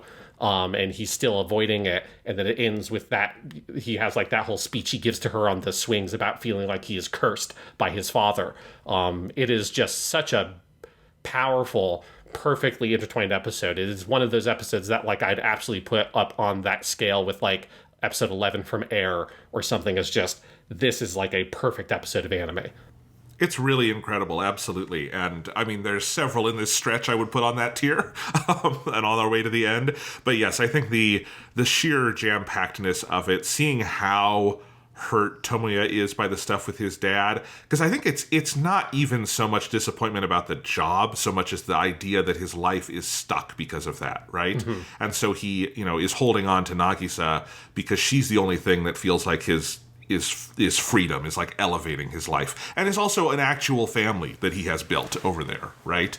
And of course, that episode I think has extra pathos if you know all the stuff that's going to come later about his father and all of that sort of stuff, and the material. One of, I think, the fundamental gestures of Clannad After Story of growing up and being able to see parts of yourself in your parents that maybe you didn't like is really powerful. But of course, you would not blame Tomoya for not seeing it at this moment.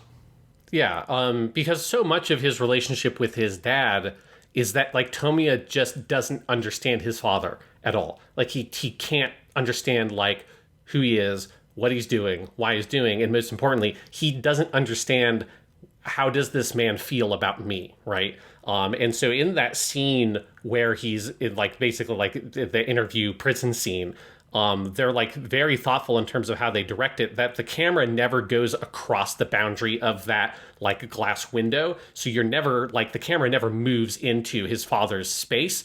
And there's one shot, one of my favorite shots in the episode that I think it's like almost kind of like anxiety inducing whenever I look at it, where there's a shot that's like a profile shot of Tomoya and Nagisa sitting, and then like the whole left half more or less of the frame is this long shot that's just taken up entirely by the wall because the camera's kind of positioned next to the wall, and there's just such an uncomfortable amount of like negative space that you have no access to because it's just jammed right into the wall, that it's such a like it's hard for me to like put my finger on it, but there's something about it that is like anxiety inducing, and I just do not like looking at it. That's like stressful looking at like that kind of very claustrophobic framing, because there's a lot of open negative space on the right hand of the frame, which is the rest of the room, but there's just this wall you're shoved right up against with the camera. It's a really, really well storyboarded and directed scene. Well, and as visual metaphor, you can't get much clearer about the inaccessibility of this man and his son than having this wall between them, right? Yes. And then there's one other visual detail from this episode I love, which I noticed in the moment near the end of the episode. And then when I went to take screenshots, I realized that it is peppered throughout the whole episode, which is there's this really weird big column-like cloud that's in that episode. And it's really notable once you get near the end, because in the scene where it cuts to the prison where Tomoya's dad is, it starts that by cutting to just a shot of that cloud in the sky that is so ominous looking, and it hangs on it for like 5 seconds, and you hear like the cicadas because it's summertime. Like that scene feels so hot. And then that cloud is kind of omnipresent for the rest of the episode. And it's in like the last shot of the episode is Tomoya and Nagisa embracing on the ground with a super low angle shot looking up at that cloud. But that cloud is all throughout the episode earlier as well, because there's a shot where you are looking at Tomoya and Yoshino in the car near the beginning, where you're looking at it from outside of the windshield, and the cloud is reflected in the windshield. And it's even in the flashback because it's in the shots of the school that Yoshino goes and visits. So there's just this like, it's this weird, really ominous, big vertical columnless cloud that just like, again, it's a little bit anxiety inducing. It's such a weird shape for a cloud. It looks almost like an explosion. And it's just hanging there over the whole episode. And it's just, it feels so, like everything in that episode feels so thoughtful and intentional on how it is constructed visually through the storyboarding and the direction. It's one of the best episodes of Clannad, which makes it one of the best episodes of anime, in my opinion. Phenomenal stuff, absolutely. The one after it is also incredible, episode 13, which is about Nagisa's graduation, and also it is about Tomoya trying to let Akio, like, asking Akio for her hand in marriage. So Akio, does this ridiculous thing. We're trying to get him to get a hit in this, like, catch they're playing and getting Tomoya to hit a ball with the bat. And Tomoya is practicing over and over and over again. And that whole side of it is beautiful. And then I think the other side of it, you also have the scene where they are drunk at Christmas. I forgot about that. I'm looking at my notes here. And then finally, the graduation and everything where where Tomoya puts together all of their friends and everybody at the school to give her this sort of, extra graduation ceremony, and Nagisa gets to give this little speech. Just a perfect episode that is like, as I'm looking through everything that happens in it, which is more than I even remembered, it's like every side of the show I love all in one episode. Yes, because that's like the last time you see well, no, actually no, because you do see them one more time after Nagisa gets pregnant, but like you have these like big gaps, I guess, at this point with the other supporting characters like Kyo and Kotomi and stuff, and it's nice to you get this one moment. I love that they all put on their school uniforms. Kotoda Sensei, the old teacher, is there and he's performing the ceremony. Yeah, it's a really powerful scene, and then that's the scene when they're coming back from that is when you get the narration from Tomoya that like they've done the paperwork or whatever on their wedding. Yes, and so that's where we have a little bit of a time jump after that point. But yeah, speaking of characters, we've mentioned him a couple of times. You did not have him in your notes, so I added him here. Mr. Komura, the teacher who comes in and does the ceremony for them, and he had led the drama club. He's a pretty minor character, but he is voiced by Ono Takeshi, who I think people listening to this podcast would probably know best as he's King Piccolo in Dragon Ball and Dragon Ball Z, and also Kami-sama, because in the original version, it's Kami and Piccolo are the same voice, and then Piccolo Jr. was a different voice. But he was in a ton in that era of anime, and this is one of the last things he ever did because he died in 2012. Wow. And it's a beautiful performance. I noted it, I think, particularly in an earlier episode. I think it's the one where he is talking to Tomoya about Tsunohara and putting them together. That's episode 9. We've talked about that, right? But he does not have many appearances in this show, but whenever he shows up, I think it's really lovely. You can hear the like age and wisdom in his voice. I really love him here in the graduation scene as well. He's very much, I think we've all known a teacher like that who was like at the end of their career, but cared so fucking much. They're still coming back to do extra things and all of that. They have a level of like wisdom and love that is, unusual, and he's just fantastic. Yeah, and I love that in the last episode when you have your big montage, I do love they do dedicate a little shot to him. Yes. Because I believe in the game he is one of the characters that has, and I don't know if or how much of that stuff was ever adapted in the anime, but he has a little root because he's one of the characters you need to get a mode of light from. And I think that like in the anime, at the very least, that I think that is like the gratitude that Tomoya has for him, I think is what like is meant to be the mode of light you get from that character. But yeah, it is a relatively minor role in terms of like the amount of screen time and stuff. But yes, it is a really powerful character. He's part of the community that they have built up, and it's really important. Yeah, and it is that, again, it's that thing where it's like what he is doing as a teacher, like it's just that thing he does of putting Tsunohara and Tomoya together. I just love as a storytelling thing and as a like teacher thing. It's like it's so kind of like true and kind of like such a well observed thing. And Tomoya realizing it is so important for his character. Yeah, absolutely. But yeah, everything in this episode is great. I do love the entire effort he has to go through to get Akio to give him Nagisa's hand in marriage. And then the scene where they are drunk at Christmas. Well, not even they. It's Nagisa and Sanae both get drunk very fast. And then she starts accusing Tomoya of being attracted to Sanae. And Sanae starts playing along, which gets Akio mad. It's such a good comedy scene. Yes, it's amazing. I love particularly drunk Nagisa. It's such a good performance. Nakata Mai, the voice actress there, it feels like she just has a lot of fun getting to play Nagisa without any inhibitions, because she's a character that's so reserved most of the time. It's pretty great. Yeah, and then 14, 15, 16 are the beginning of their married life, the pregnancy, and then ultimately her death. But before we get to the really dark stuff in episode 16, there's still a ton of amazing humor and sweetness and everything in these episodes. I have in my notes here, I love the absolute crazy midlife crisis Akio goes through in the background of this season, where after Nagisa gets married, he is absolutely in some kind of weird midlife crisis because she has moved out now. She is living with Tomoya. He's happy for her, but he also clearly has no idea who to be anymore. So you have his weird MC Akio persona he adopts so he can go spy on her at her job at the diner. He's playing video games a bunch at home and keeps trying to get Tomoya to play with him. And then he has that thug persona he has on when they tell him about the pregnancy, where he's got the chain and he's all like ripped and has been working out. And I love that they never like focus on it, but clearly like in the background, every time they go see Akio, he is having trouble not being a full-time dad anymore. Yes, yeah, he's as you say, he's having some sort of midlife crisis. Meanwhile, like Sanae is like thriving. You know, Yes. she's loving this shit so much. Like, she says she's just, I think, like, so having so much fun having her daughter be married and like getting to do all this like other stuff as like an adult woman with her adult female, like, adult daughter. Yes. Yeah, it's very funny seeing both of those characters kind of move into the sort of like grandparent phase of their life here as that's kind of transition is happening. It's pretty great. Another note I have that you have mirrored in your notes here, Sean, is episode 14. I wrote, "Oh my God, the animation on their hands, Jesus Christ." And I am referring to this shot where they are a married couple. They are in their like adjoining beds and they hold hands in what you have written here is the most sensual way possible. But it is this long, like a 10-second, 11-second shot of this animation of their two hands joining across the like gap in their beds and holding, and it is one of the most ludicrously detailed pieces of like physical animation I have ever seen, and obviously is representative of them being sensual together finally. Yes. Yeah, it's like you don't of like, you know, we'll talk about the scene in a second here where Nagisa confirms that they do have sex. It's like, but you don't need her to say that because you saw that hand holding.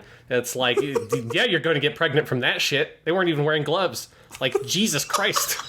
It's like, you know, we've covered a couple of anime like Gundam Seed, Heaven's Feel that have had like straight up sex scenes. Nothing has been as sort of like, oh my God, is anybody else in this room? Like, I have to put the curtains down while watching this one because, oh my God, those hands. But no, it's one of the best little pieces of animation in the entire series. According to Sakuga Boru, it's post number 142 in the hand animation pool. I didn't know they had that, but it is an exquisite piece of hand animation. Yeah, no, it's phenomenal. Yeah, I mean, obviously, all throughout the show, the animation is incredibly good. But that one shot does particularly stand out, and it has been like I don't feel like you don't see it much anymore. But there was a point in time where it was incorporated into like a meme, where as the hands intertwine, they would put a mosaic filter over it, which is one of my favorite anime memes ever because it's like if you've seen Clannad, you're like, yeah, you know what's up. But it is very funny at the end of that episode is when Nagisa is having morning sickness, Sanae is helping her because she knows what's going on, and then they kind of confirm it to Tomoya, and then Akio kind of rushes in and is refusing to believe it, and Nagisa winds up bellowing out, "We're married, we have sex!" And it's so funny. Yes, and Tomoya's reaction to this, of that, where he's just like, you're like, she's like the only person on the planet that would have ever said this. And he's just so mortified. But it is, yeah, I love, there's something about the show, you know, it's funny how these games come from this tradition of like sexually explicit visual novels with full adult content. And then when you get to Clannad, that's the first one made by Key where they didn't put any adult scenes, and yet it clearly has like the most mature treatment of sex of like these games, really. I mean, I haven't seen the game, but at least in terms of the way the anime treats it, there's something so kind of just like refreshing about that, of them just saying like, no, of course they have sex. Like, yeah. I mean, one, she's pregnant, so no shit. But even if she wasn't pregnant, like, they're married, they live in the same apartment. Also, like, he's been living with her since like the end of his third year in high school. Like, they've been probably doing some shit. Like, you know, it's like that's how it goes, Akio-san. But yeah, I love Akio's like refusal to accept it. He's like, "What did the stork bring it?" Like, yes, what's happening? The stork line is particularly good. Oh, it's great. Yeah. And then episode 15 is where you start getting the hints that Nagisa's body might not be up to this because of her various illnesses. And you also have the beautiful scene at the end of that one where they are at the not the beach, I guess, but they're near the river, and they decide on Ushio's name, which is one of my favorite scenes in the whole show. Yeah, this episode is really powerful because this is where you get the sense of, I think, like, over the course of this episode, I think Nagisa comes to the realization that she's probably going to die.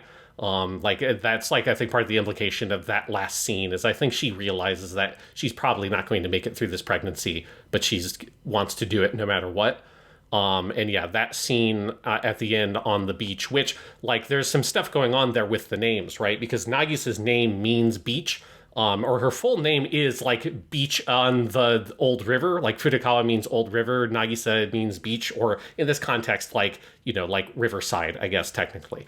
Because I don't think you'd really use the English word beach for like this kind of thing. But like, so, there is symbolism going on there. And then Ushio's name, as they talk about in that scene, means the tide.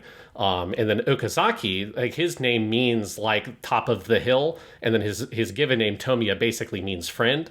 So he's like the friend at the top of the hill. And there's a lot of, obviously, like there's a lot of symbolism in this show of him and Nagisa meeting at the bottom of that hill on the way to school, and they walk up the hill to get to school. And there's a lot of like, they're trying to get to the top of that hill.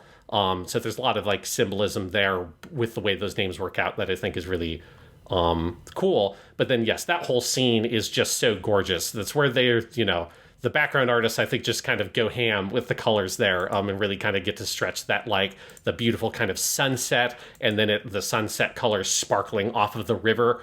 It's a really gorgeous whole scene and how that's constructed, shot, and colored. Absolutely.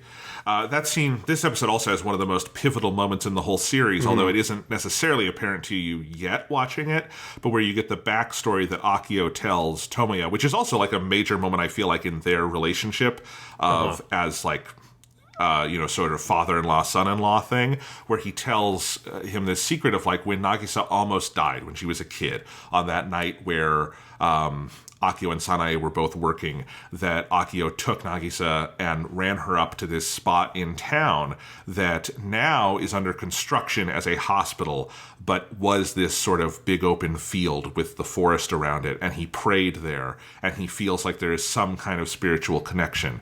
And I don't know if you want to talk about the broader stuff that comes out of that, because that winds up implicating like most of the rest of the story, but it's a really pivotal moment. Yeah, I think like this is a good spot. Just kind of, I guess, talk about some of those themes that are all really sort of kicking into high gear at this point, because there's a lot of stuff through this middle section of the show where you are seeing the development of the town.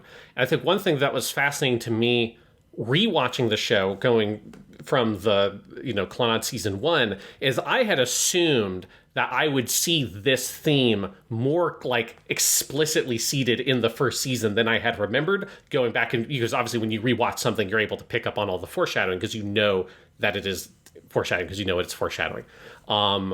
But really, season 1 of Clannad doesn't do a lot to show it explicitly, but there's a lot of implicit things of this idea of like the town and nature, the trees, that kind of stuff in the town, and then that town slowly changing, and it's becoming a bigger, more kind of industrious area because it's a relatively small town traditionally, and now it's becoming a more major city, right? Like with one of those major things being it doesn't have a hospital, so Fuko has to be in the hospital the town over, and they're building their hospital for this town here. But you also have all the stuff in season 1 with Tomoyo and the cherry blossom trees, right? And she has that one scene of her and Tomoya sitting on the hillside where she talks about how like this town is changing, things change, and that's natural, but I want to hold on to this one thing. I want to protect those trees.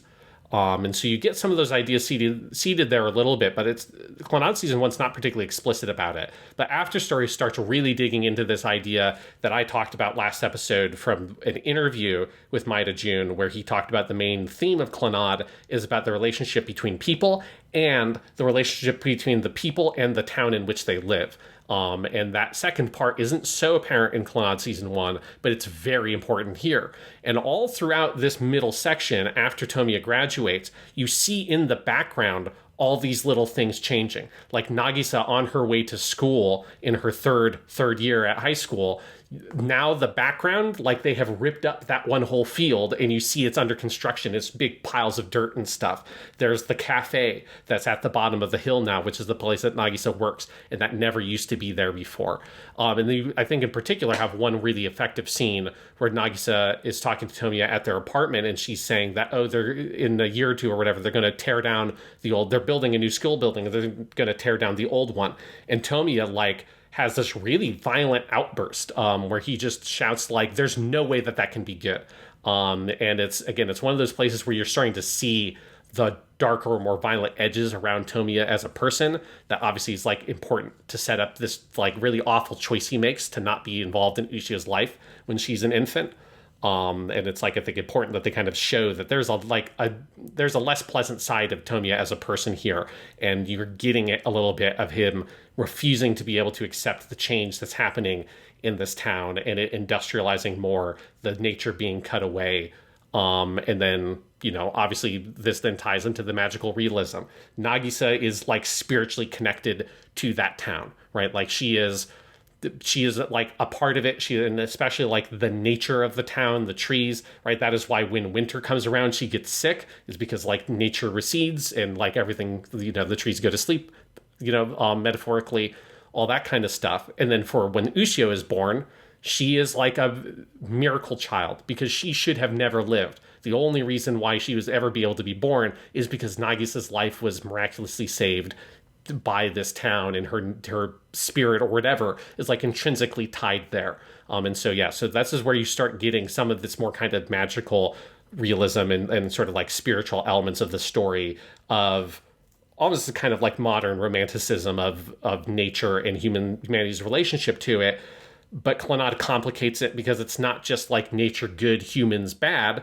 Obviously, like the hospital is a good thing. It's good that there's a hospital here for the people living in this community, even if it means that these trees must be cleared away. And I think there's like a really complicated relationship there between like humanity, like wanting to expand and industrialize, and that sometimes being necessary for the people to live in this place, while at the same time meaning that you're destroying everything that was there, both the nature and the things that these people had built before, like the school. This is where all those themes start really kind of bubbling to the surface in this middle section of the show. Because that's just life. Life is change. Things, you do not gain things on some level without losing things. You don't graduate high school without not being in high school anymore. There will be a very profound change there when and if that happens. These friendships will inevitably change because you will not be seeing Sunohara every day. And if you're getting married to Nagisa, she will not be living at home anymore. And like all these different things, this show is chronicling all of these changes. And I think tying it, this to me, when we get to talking about the ending, I think there's a version of this ending where if I read it on paper, I would go, that sounds stupid. And I think the thing that makes Clannad so good is the broader set of themes and ideas that it has kind of tied together to make that ending so earned. And I think it's one of the best endings to any piece of fiction I've ever seen. And part of it is this entire theme of that, I think season 1 is all about building that community, and season 2 is seeing that community in the context of the place where it exists and the town and all of these ideas. And that is why I think it is such an important gesture from Tomoya's sort of role in the world in season 1 is bringing these people together and being there for them. And in season 2, the job he has, the way he makes money and supports himself and his family, is being an electrician, and he is literally working on the veins of the town, right? It is like the lifeblood of this city is its electricity, and he is going and repairing all of these things, and he is making the expansion of the city possible through his work. So even though he is uncomfortable with change, he is also one of the agents of it, which is also exactly how you would describe him in season 1, because he is someone at the beginning of season 1, no color in the world. I hate this town. He wants to be static, essentially, but he winds up he finds through Nagisa and then all of the people he starts to form these relationships with, that he is actually someone who is very good at helping other people and helping them move along and helping the world change and grow. And that is the thing sort of he takes into his work life as well. And it is both literal and a metaphor. And so this is his role in it. And this is also why he is like spiritually, metaphorically connected to Nagisa in all of this. And I think the overall idea that the town has, this is I think, very important thing for the show to build, that the town has some kind of consciousness. And I think this is a very Japanese idea. This is a very Shintoist kind of idea of the spirituality of things and of places, and that there is some kind of collective consciousness to this place that people have poured their wills into. And the thing that Akio made a connection with when he brought Nagisa up to that spot where the hospital will eventually be built. And I think it's important. It's a hospital. It's a place of healing. It is an unalloyed good that there will be a hospital there, even if you have to cut down some trees. There will be life created in this place. But he takes her there, and so there is this, Nagisa has a connection with that consciousness, and Ushio has a connection with it later. And the idea that there is this sort of being, and I don't think it is personified like a god in like, Judeo-Christian sort of storytelling, right? But it is this thing that I think also like other characters we see tied into it. Fuko is very tied into this. Yes. It is also tied into, I think, stuff that we saw in like Air about how the Key stories, and I think Jun Maeda specifically sort of views death and reincarnation and the shared consciousness and all of this stuff. It's all really important material. And I will say, after I finished the show, that is the main thing I spent the next day thinking about, is sort of the way all that comes together. Obviously, the illusory world and all of that stuff. Because I was kind of looking up different, interpretations of the ending of Clannad online to see what people made of it. And I think I read it all a little less literally than I think I'm seeing, particularly from people who've probably played the video game, where a lot of this is gamic and is more literal. But I think in the show, where in the game there is like, it's like a literal multiverse kind of thing, right? Because Kotomi eventually explains this idea around this point of the show of like, there are all these other kinds of worlds out there. And they're all connected on some sort of fundamental level. And of course, in a video game context, you as a player, if you see that scene, understand, because one of those worlds is the world where I picked Tomoyo. One of those worlds is the world where I picked Kyo, right? And Tomoyo, or Tomoya as the main character, as someone who's sort of an amalgam of a person that has existed in all these different timelines, has collected the happiness or motivated the happiness of all these people that creates the miracle. So in a gamic context, that is like much more literally true because it's how you've experienced it. Whereas in the show, I think it's more symbolic, more metaphorical. Which is where it works for me. I mean, the whole thing with the girl in the other world, I think that it's very important, as it was in Air with the different reincarnations, that they do not have the same voice actress as Ushio playing the girl. Because I think while she calls Tomoya Papa, I do not think it's as simple as that is just Ushio. I very much see that as some amalgam of Ushio's consciousness having melded with the consciousness of the town, and Tomoya, he is a father kind of thrice over in this story. He is a literal father to Ushio. He, in the robot form, fathers and cares for this girl in the other world. And he is kind of a father figure to the town that he cares for and helps sort of build out. And I think that is what is going on in that scene. That is why we have the, ending with Fuko seeing both the girl in the illusory world and Ushio there. And there's something about, this is where the big-heartedness of the show comes in a very beautiful, thoughtful way to me, that this place they live in has a sort of overarching consciousness that cares for the people in it who put care into and create that consciousness. And that is where you have this dynamic exchange that I think makes the big magical realist leaps work so beautifully. Yeah. And I think like what makes it powerful is that the show goes for like the most complicated version of doing this, which is putting the hospital in that spot and not putting like a factory, right? Not putting some huge like oil guzzling, like smog spewing giant, 19th century industrial revolution style, Charlie and the Chocolate Factory style big monstrosity there. It is like a necessary, vital, important and admirable part of a community to build this hospital, even if it means that you are sacrificing part of the natural land there and cutting away the ecosystem to do it. But humanity is also part of that ecosystem, right? And so I think it's just, there's such a kind of like delicate balance there that I think the show is pursuing by looking at both humanity as a part of nature, which is what we are. We are not separate from nature. We're not alien to the ecosystems. Like we are part of the world, the organism of the earth and the things that exist there. We're not artificial. We don't come from outside of that system. Even though I think we often, in how we frame our thinkings of climate change and global warming and environmentalism, we often frame humanity as being an enemy to the environment or being alien or outside of the environment. And it's like our relationship to the environment's way more complicated than that, because we are a part of this world, and the world itself, is a big, the ecosystem of the world is a big, complicated thing. And I want to make it clear, I'm not saying that, it's not important for us to be fighting against climate change and reducing carbon emissions and stuff. That is I think, absolutely paramount for 1,000 reasons. The biggest one being the continued survival of the human race and all the other things that exist on this planet. It would be nice if we didn't cause mass extinction events. But we can build a hospital and not cause yes, mass extinction events. Exactly. Right? like it doesn't mean that like human civilization and human culture and stuff like that needs to go away, or that like humanity itself is like an evil and a pox and an illness upon the earth. Like that's just not how it works, and it's like it's more complicated than that. And I like the way that Clannad sort of tries to find this balance between like the town as this natural organism, or like the land as a natural organism, like ignoring the town being there, right? Because that original spot was just a big clearing with no buildings, nothing there. It was just a natural landscape. And like that is one thing, and the land is one thing, and then also the human town and the culture that is built there is something that is built on top of that foundation. And I don't think there's like any sort of like big answer to the secret of like life or whatever to be teased out from the show. But I think the way that the show is sort of aesthetically exploring this really nuanced space between people and the world and the place and the environment in which they live and our relationship to that place.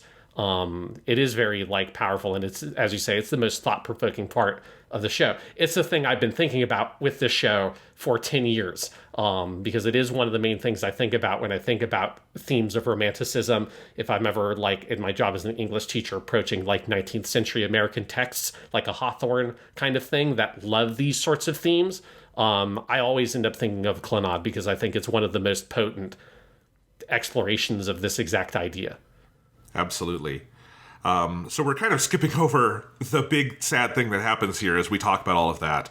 But of course, the turning point of the entire series is Nagisa's death in episode 16, yes, which is done about as, I think, artistically as they could have possibly done it. It's another Yamada Naoko episode.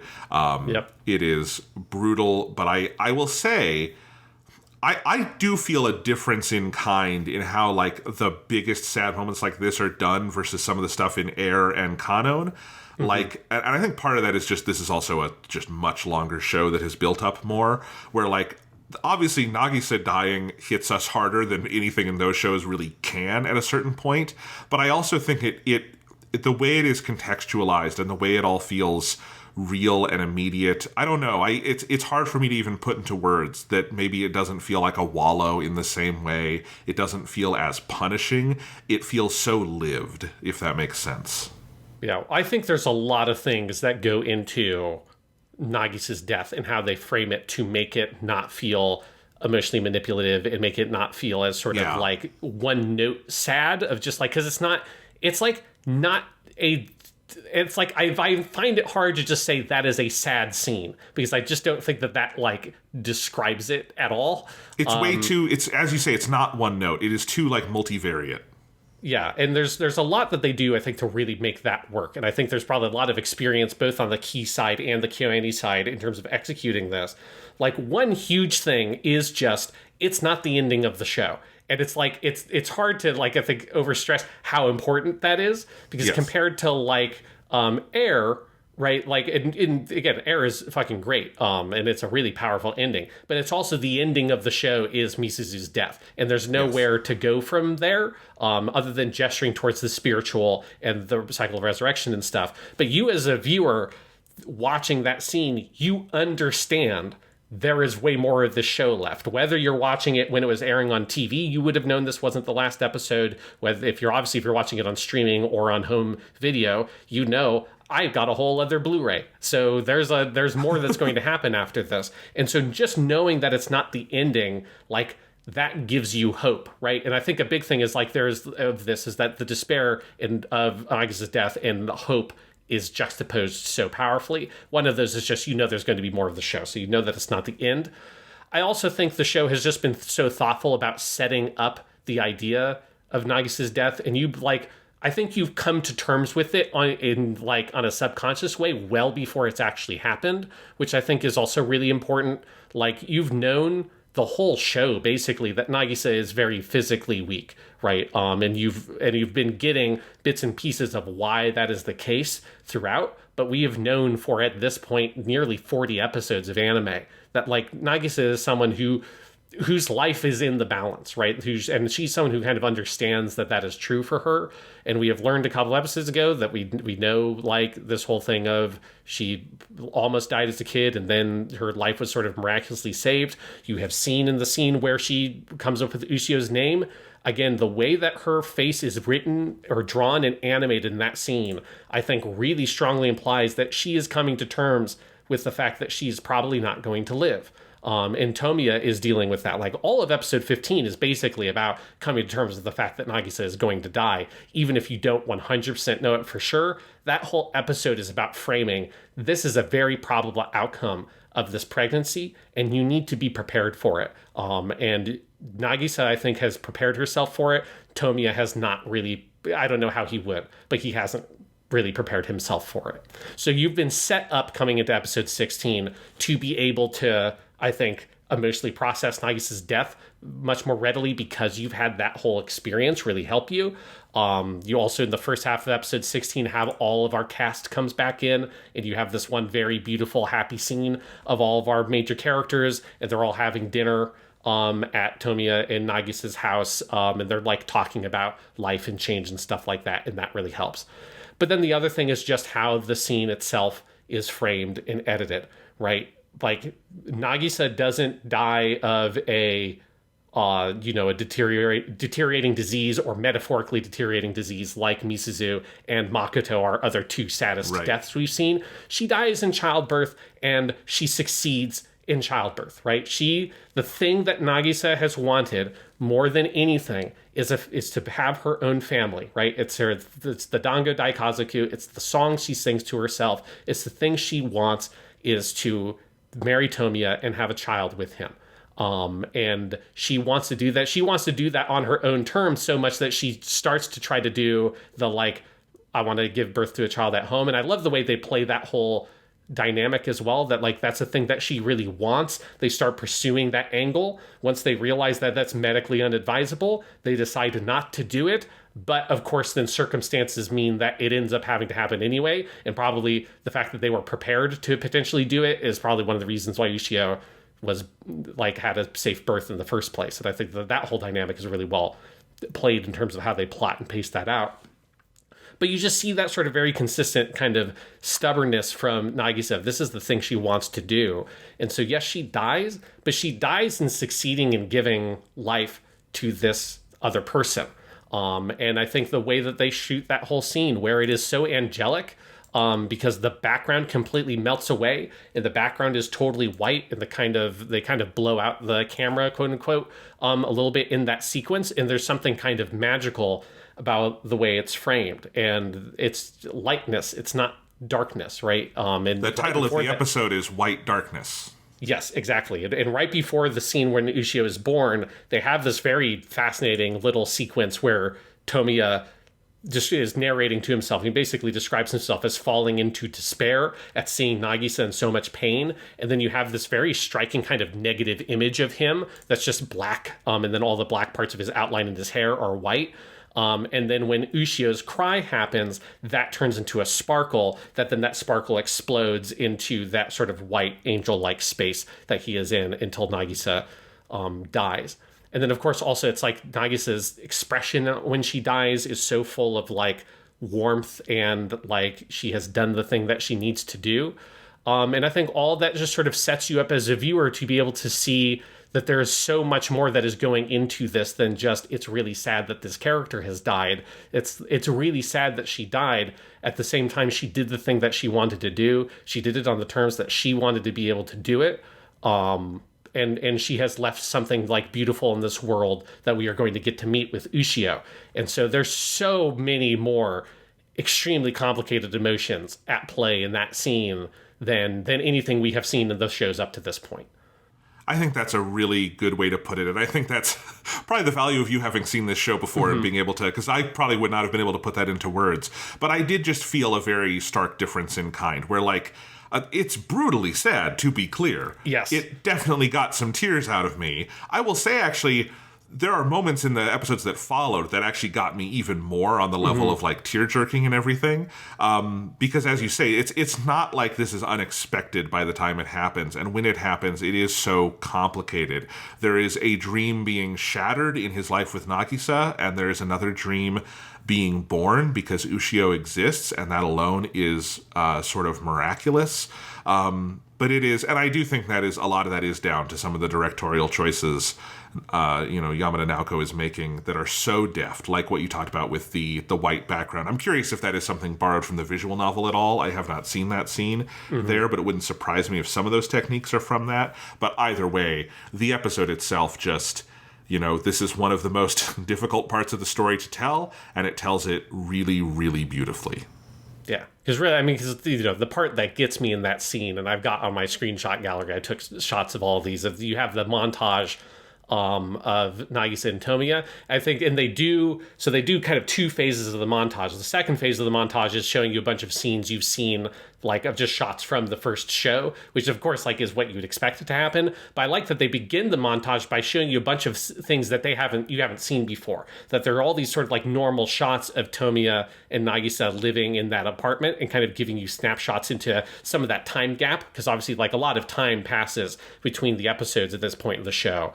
And that's the part that like really hits me really hard, is you just seeing all these moments of sort of like domestic interaction between the two of them. My favorite one being, there's a shot of Nagisa with a vacuum cleaner, and like Tomoya is taking a nap on the floor, and she's just sort of nudging him with the vacuum cleaner, and it's incredibly adorable, and it's just like really like the little animation there. I also love in that shot, and you see it in a bunch of these shots in that montage, is you get a look at their little apartment and the space they've made. And I love because you had all the stuff with Tomoya when he just lived in that apartment on his own, and it was this kind of like dingy single dude fresh out of high school living in his first apartment. It like very much looked like that. And then Nagisa adds all these extra little touches, and you have the two Dango Daikazoku plushies she had at that point. She gets her third one in this episode as a Christmas present. And all like the sort of like the nice little space that they have made for themselves. Like you just get to see so much of that in this episode, and it's very, seeing that side of their relationship is very heartwarming, and then that just makes it the more sort of emotionally intense when you know that is being taken away from Tomoya. And then that is what led to, so at the end of that episode is where you have the sakura blossoms, one of them withers and the petals fall away, and then it goes back into that desaturated color space from the very, very beginning of episode 1 from the original show. And Tomoya has this moment where he is reflecting on meeting Nagisa, and he says to himself that was a mistake. If he's going to go through this kind of pain, and if this is going to happen to her anyways, he wishes that they had never met. And obviously this is the thing that sets up the Ushio arc. And this is also the thing that, if you have seen the show, it like you have that, and he says that, like, I wish I had never met her. And then it cuts to the ending theme, which obviously starts with, if you have seen the show before, it's Ushio skipping. And as soon as that went on, I literally shouted at my TV, Ushio, you gotta save my boy. Like, you gotta save him. You gotta help him. Because, oh my God, because that's the most emotionally brutal part of this, is seeing the effect that it has on Tomoya. And that, obviously, like, I knew, like, it's so brutal how he takes this, and how much this just destroys him, and like how desperately he needs Ushio there to help him get through this. It's like, and there she is skipping at the very end. And I think the first time I watched it, I have a vague memory of thinking that was sort of like, in a very typical anime way, kind of tonally inconsistent, where you have the very sad scene and then you have the very peppy, happy ending. But if you know Ushio, that's like, actually, I thought it was like perfect on my second viewing. Like, yes, Ushio, please, you gotta help this guy. You gotta save him. Like, we need you skipping into the show at this point, because, oh my God, I need someone to help him out. So I definitely had the reaction of, ooh, maybe this is a time when you want to go for the credits on a black background kind of thing. But I understand what you're saying here. It is just extraordinarily jarring, given the scene. But yeah, I mean, the tension that is set up at the end of this episode, Tomoya being like, maybe we just never should have met if this is what it was going to lead to. That is the animating question of the rest of the show. The real climax of the series for me is in episode 22 when he has that moment again, and instead of cowering, he just bellows for her like his life depends on it, and she kind of quietly, lovingly chastises him for ever having that thought in the first place, because that is the tension of the rest of the series, is how do you live with sadness? But that's also kind of the question of life, right? Exactly.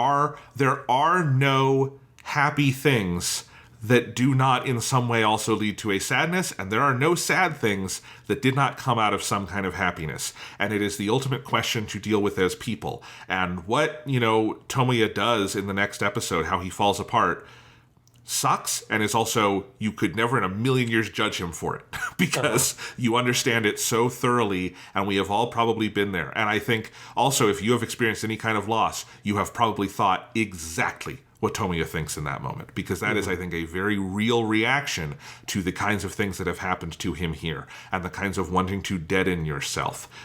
One of my favorite choices the show makes, though, and I think this is why you're right about the Ushio skipping is still the right ending for that episode, is that episode 17 doesn't wallow in it that long. I thought this was a really interesting choice.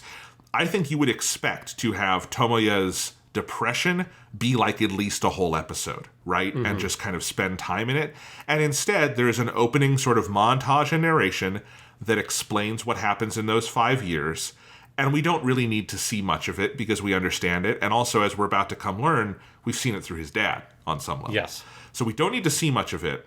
And instead, episode 17 gets down to business pretty quickly with Sanae's ingenious plot to make Tomoya be a dad. And so we're pretty quickly into the stuff with Ushio. And it's so true, and I think it's so right for the show and about how life works to move on pretty quickly, because whether you're ready to move on or not, life will continue to move on, right?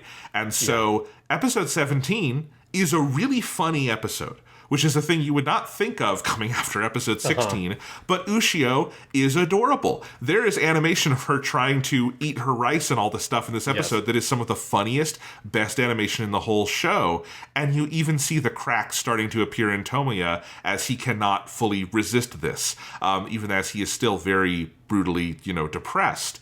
The sadness is still there. It still lives with him, but he is now seeing this joy that has, I think there's a great moment in a later episode where we see this is what has kept Akio and Sanae going, is having the joy that is Ushio in their life. And he is able to see this. And this is why Sanae wanted to share it with him. It's not just out of this, you should be a dad to your kid. I think it is also out of, to save yourself, you need to have this girl in your life. Yeah, and I think there's just so many things they do with episode 17 of, as you say, not wallowing in it. And that also, they don't make Tomoya's depression and what he does, cartoonish. And I like that it's not like he has never seen Ushio before, right? It's, so much more complicated than that. Of, he's avoiding her. The thing he's never done is be alone with her because he doesn't know how to do that. But I like that, he still obviously has a relationship with Akio and Sanae. He's still doing his job. You see, as you talked about earlier, Jonathan, all the people at the work are trying to support him. He still is friends with Yoshino, who's trying to help him out. And obviously, Tomoya is in a really dark place, but he has also still been living a life for 5 years. And so there are necessary things that have come with that.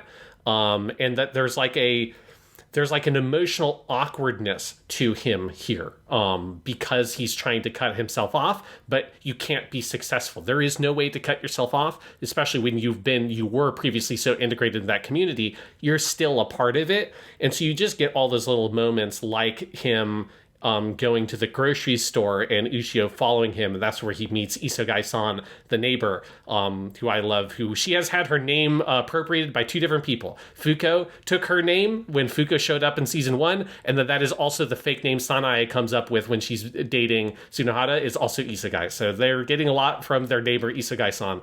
But that nice neighbor lady who is there, and she recognizes Okazaki, and she greets him, and she obviously is kind of friends with Ushio. And there's just something about the awkwardness from Tomoya's perspective, that interaction of him not knowing how to sort of like be a dad or like express himself in that moment, because he's sort of in this weird kind of like, he has no role he's really adopting for himself in this community. He's sort of like trying to shove himself in some weird sort of edge space. And there's just like a lot of little moments like that, where as you say, it is not dwelling on his depression. It's not just sort of like in the muck with him for an entire episode. It's that episode is immediately about starting the process of pulling him out of the muck. But with the muck, there's one thing I do feel like I really want to shout out here. And I'm guessing that this is probably a thing that comes from Ikeda Kazumi, who is the character designer.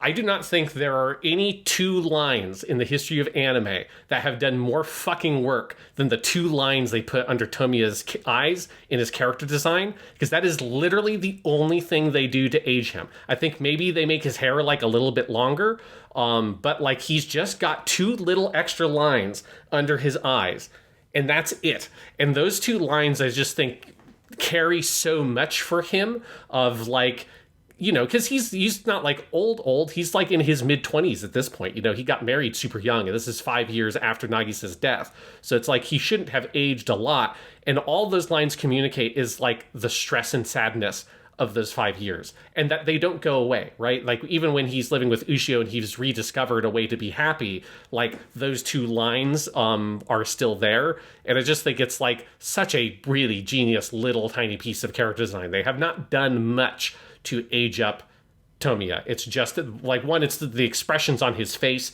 obviously are much darker, much more like violent and angry for those first couple of episodes. And then it's just these two lines on his face like tell the whole story of those 5 years that he lived. Absolutely. And they do a similar thing later on when Ushio gets sick and they want to convey that he is devoting all his time to her. They add like 2 or 3 little lines on his chin to indicate like scruff, like that he isn't shaving as much. And yeah, you're right. It is always very subtle because, again, these character designs for anime are relatively minimalistic. You know, they're pretty, they're not busy, and I think they are able to keep that going even as they age up the characters. We get a little bit of this with like Nagisa in different costumes and stuff as she becomes a wife and expectant mother in that stretch of things as well. It's consistently beautifully done. Yeah, it's so good. And then you have the scene where Tomiya meets Ushio for the first time. I love if he's alone in that house, and then you just hear like the pitter patter of these feet, yes. And you see her like a little bit like run past the camera. Like if you reframed it a little bit, I'd love for someone to put like take that exact scene and put some like horror movie music on it, like put the Halloween theme on there or something, because it's like basically shot like a horror film. Obviously, the context makes it more adorable than that. But she's this little gremlin in this little house and just running around all over the place. And Ushio's whole introduction here is incredible. And then you get the whole scene of her eating the fried rice that Tomiya's made, which has a bunch of pepper that makes it bitter. So she just wants normal rice, and all of that, like the animation of her eating, how she like has to balance herself with one hand a little bit when she's trying to use the spoon. She starts playing with these two little pieces of rice that got on her cheek that are sort of sticking together. Like Ushio is hands down the best animated character in this show, and that is fucking saying something, because Clannad has some of the best character animation in any TV anime ever. But Ushio is, you can tell how much time and work they put in to animating her, because she is like the most well animated little kid this side of like My Neighbor Totoro or something, you know? Yes. I mean, it's just so high level what they're doing. So many little details, like in episode 17, there's a shot where Tomiya and Ushio are sitting down on these like steps together, and Ushio gets up to go to the bathroom, and there's this little detail they add where to do that she puts her hand on Tomiya's knee and pushes up for her to stand up, and Tomiya kind of like looks at it and reacts a little bit to it, because that is something that only a little kid would do, because little kids don't have a good understanding of personal space. No adult person would ever get up off the ground by grabbing someone else's knee and pushing up from that, but Ushio does. And there's just lots of little things about how she moves, interacts with her environment, like how she has to balance herself and stuff with her very like small, still developing body. Like all that stuff is so perfect.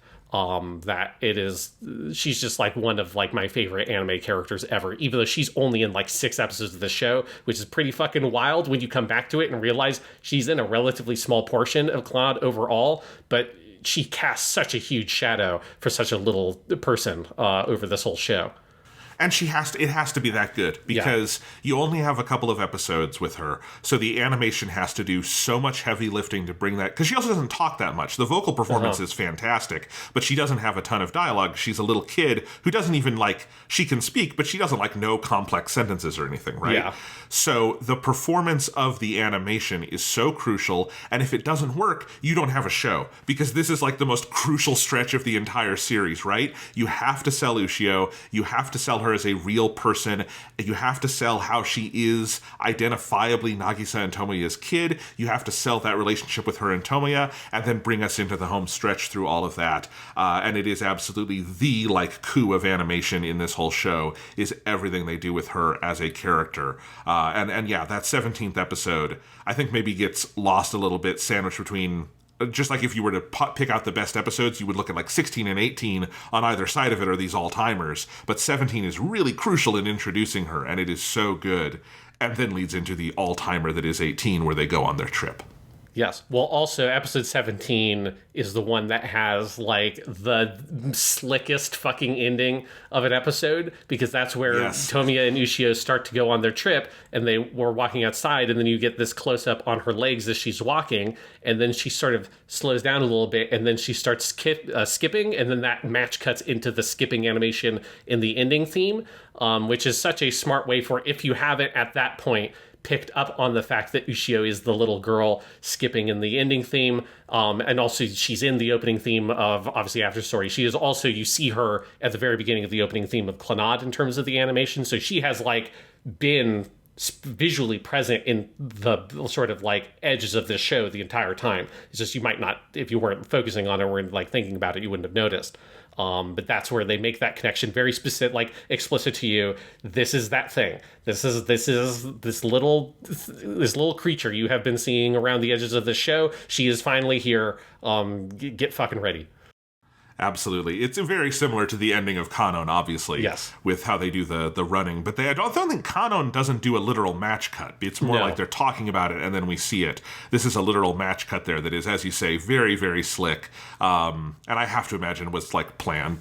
Early on when they were planning out After Story and they were thinking about what the ending animation would be, and they're like, well, if we end in one episode this way, we can and everyone in the room was probably very excited about that, as they should be, because as you say, it's great. But 18 is another one of the all-time linchpin episodes of this show. It is where they go on this trip. It is where he starts remembering things with his dad. You get all of the exposition about that from the grandmother, and then you have him fully accepting her as his daughter at the end. And not that he'd ever denied she was his daughter, but really accepting himself as her father, I guess is the way you would say that. Gosh, where do you want to break this one down? Because it's incredible. Yeah, it's amazing. I mean, this is one that I think taps into some of that almost very kind of spiritual storytelling. There's something about it kind of with Air, where there's a really otherworldly quality to episode 18, where it's the only time you leave this town as a viewer, and there is something about the way all this is presented, and they're going into this sort of even more remote, undeveloped part of Japan, right? In terms of these themes of nature, this is a place where human civilization is barely even present, right? You've got this little sort of inn they stay at, and you have some fences and stuff and benches around, but in general, this is just sort of this big natural landscape that he and Ushio moved to for this little trip. And so there's something about it feeling it is, it's symbolically Tomoya, he's going to his roots, to his past. It's sort of him having to go on this spiritual journey to reconcile with who he is and where he has come from, in order to be able to finally both accept what has happened with Nagisa and be able to embrace Ushio. Because this is that episode, right? One of the things about episode 17 is that it is a delayed catharsis of where they are holding back from making you look at Nagisa's death very directly in episode 17. That's one of the ways that I think the trick of the show works, and it allows that show to be a little bit lighter on its feet, because episode 18 is the catharsis episode where they have two catharsises, like right at the very end. Because this is the episode where it is going to make Tomoya and the viewer have to confront this stuff. You have to really look at it dead in the eye, that Nagisa is gone, but that Ushio is here, and you have to do something about it. And that also, Tomoya, you gotta think about your relationship with your own father, because obviously you are walking the exact same path that he did. And so, yeah, that's just all that stuff, I think, is a part of what makes episode 18 so cool to me, is it stands out amongst everything else because it has this almost kind of mythic kind of construction to it and otherworldly quality. Episode 18 definitely fucked me up more than any other episode of this show. It is the one that gets me the most. It definitely more even than Nagisa's death. You know, we'll talk about when we get to like Ushio's quote-unquote death, but I think there's a lot of different things going on there. And certainly there are some things in episode 22 where there are tears of joy and everything coming. But like, I think it's two things. It is Tomoya coming to terms with his own father. And I think this show doing something that I have not seen done that well in fiction that many times, which is this is a parent who was very complicated, obviously abusive in some ways with what happened with the shoulder and everything, and not necessarily coming to a point of, you were perfect, Dad, but you were human. And as a human adult, I see that, and him realizing the beauty that was there, the sadness that was there, and him now getting to a point where he can come full circle and realize the humanity of his father, just unspeakably powerful. And then the moment where Tomoya finally talks to Ushio about Nagisa on the train, tells Ushio about her mother as they're on their way home, and he starts to cry, but it's happiness. He's realizing that those memories can still be joyful. They can be something for his daughter. It made me think of the thing in Judaism you say to someone who has died, may their memory be a blessing. And that is what happens there, is Nagisa's memory is finally a blessing again. It doesn't just, or at least he realizes it doesn't just have to be pain. It can be something that he can carry on to with strength. And that scene is so fucking good that if you wanted to cut Clannad there and that's the end of the show, it'd be perfect. It wouldn't be as perfect as where they ultimately go with it, I think, but like, it is an ending. It is a culmination. Yeah, I mean, yes, it's so powerful. There's a lot of stuff that it's doing, I think, to like really nail this ending, because, or like not ending, but like this sort of like culmination of these different like emotional moments that have been developing, you know, particularly the father stuff all the way in episode 1 of Clannad season 1. One of the things it does that I really love visually is there's a lot of stuff in this episode about like Tomoya and Ushio looking at each other, but they're not, their eye lines aren't matched up. So there are a lot of perspective shots of you through Tomoya's eyes looking down at Ushio, or through Ushio's eyes looking up at Tomoya, and like how, you know, they're, you know, obviously one is a little kid, one is an adult, and so like their eye lines don't quite match, like one is so much bigger than the other.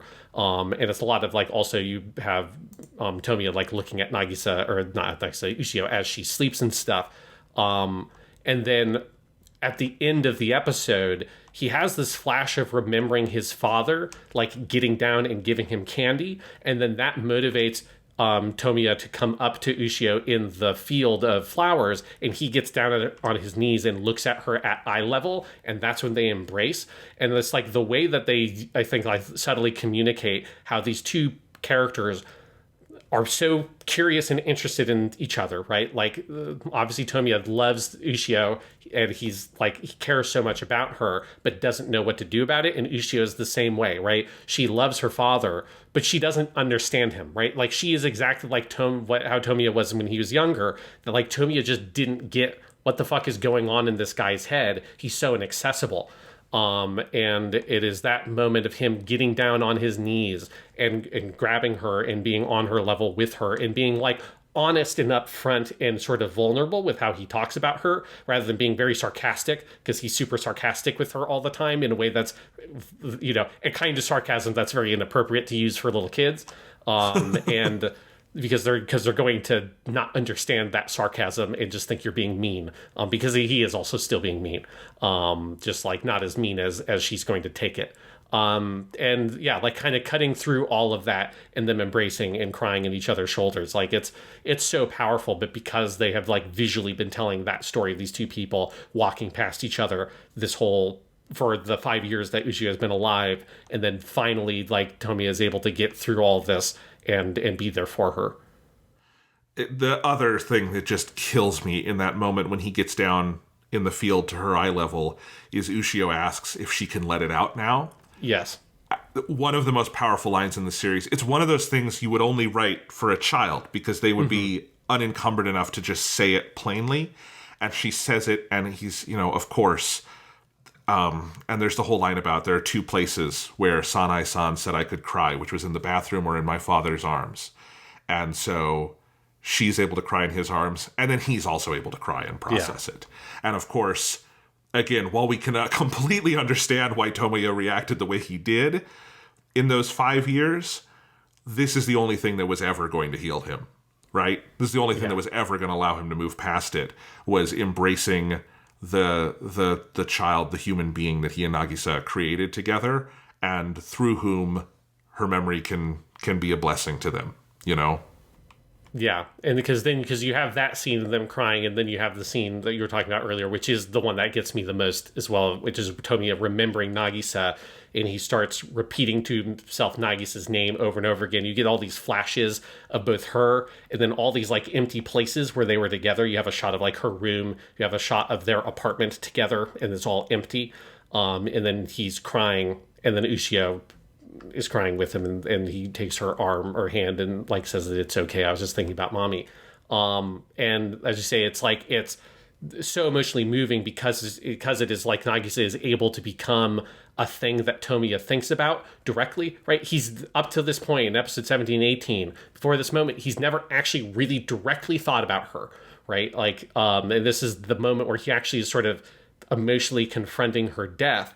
And I just think there's something so powerful about this sort of double catharsis you get at the end of this episode. First, it's with Ushio in the field, and you have a good cry there, and then you're on the train and you think about Nagisa and you have a good cry there too. And I think it's like that 1-2 punch. It's like it's so emotionally purging that they do two of them kind of back to back like that, because it is so much has been sort of bottled up since Nagisa's death, especially if like I remember the first time I watched this, I watched all of these episodes in like one sitting, because after Nagisa died, like I could not, it was not humanly possible for me not to watch the next episode, because like what the fuck happens? What happens to Tomoya now that Nagisa's gone? And so if you're watching that all in one sitting, like you need like a real good, powerful cathartic moment to kind of like deal with all those emotions, and they put two of them here because that's really what's needed. Yes. And again, I'm just even looking at like the final images of the episode, which is all of them in that white space, and it is Tomoya holding onto Ushio's hand, and they're seeing sort of a ghostly Nagisa who like smiles at them, and then the Suzuku, the to be continued, shows up at the bottom of the screen. That could also be in the end if you wanted to. Again, I'm glad the story continues, but like to the point where I have not seen it, but the movie version of Clannad by Osamu Dezaki, it has a different version of the reunion with Ushio, but that is where it ends. It ends with them embracing, and it does not do all of the Nagisa coming back and the motes of light and all that stuff, because it's a 90-minute movie. Which also, I should say, just makes it the plot of, if you've never seen Satyajit Ray's Apu trilogy, the final film, The World of Apu, is where Apu gets married, his wife dies in childbirth, he leaves for 5 years and abandons his life, and then the ending is he comes back to his in-laws who've been taking care of the kid, realizes this kid is wonderful and reminds him of the good things of his wife, and then the last shot is him putting her on his shoulders and walking away, which apparently is the ending of the Dezaki movie, is putting her on his shoulders, and that's how they end it. And I do find that amusing, because it's one of my favorite movies, and I was just thinking about that. Again, they are playing in kind of the same generic space, so I understand all of those things. But Clannad does continue, and it continues with so many cool things from this point, including a couple of lighter episodes after this, where we just get to see Tomoya being a dad, and Ushio being an awesome little kid, and making friends with Fuko, and Kyo being her teacher. Lots of good stuff here. Yes, I particularly love, I mean, obviously I talked about in the last episode, my love for Kyo as a character. And I just love the moment where she comes back. I love that they introduce it with Botan the pig being fully grown in this like comically gigantic boar that Ushio like it plays with, and she rides around on it and slides down his back and stuff. I love that you get that. And Ushio also calls him a different name. She calls him Nabe, which is funny. Yes, which is basically hot pot. Yes, which is great. I do want to know, anyone who's lived and worked in Japan, would that be up to code? Could you have your boar at your kindergarten? I love that. It's great. I think the kids all love the boar. They love Nabe / Botan. And I do love the joke about, like, Tomoya's like, does Botan like them all sliding down his back? And Kyo's like, actually, he loves it. And you see, and Botan's like, as they're like sliding down his back. Botan, secretly one of the best characters in Clannad.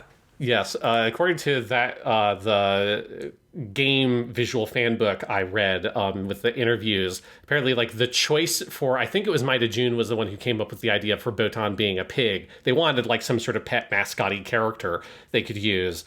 And the specific reasoning he used for the pig was because he wanted the big boar at the school. Like, that was the idea he had, and he worked backwards from that image. That's great. To be like, oh, that means that they should have a little piglet when they're in school. And that's amazing. It's just such a good way to show the passage of time, the idea, and also what these episodes are about is, before I think you can have the ending where the miracle happens and everything is restored, is I think Tomoya has to like go through this passage of creating a full life with Ushio. And again, in that sense of like, and you get a sense in episodes 19 and 20 that if Ushio lived and if there was no miracle at the end, they would be okay. They would be very sad that Nagisa is not in their life, but there are all these other happinesses they find, and they have people like Kyo who they can rely on, and they still have Akio and Sanae and all of that stuff. And you have just this idea of time moves on in, Botan's not a piglet anymore, and neither is Tomoya, just symbolically, right?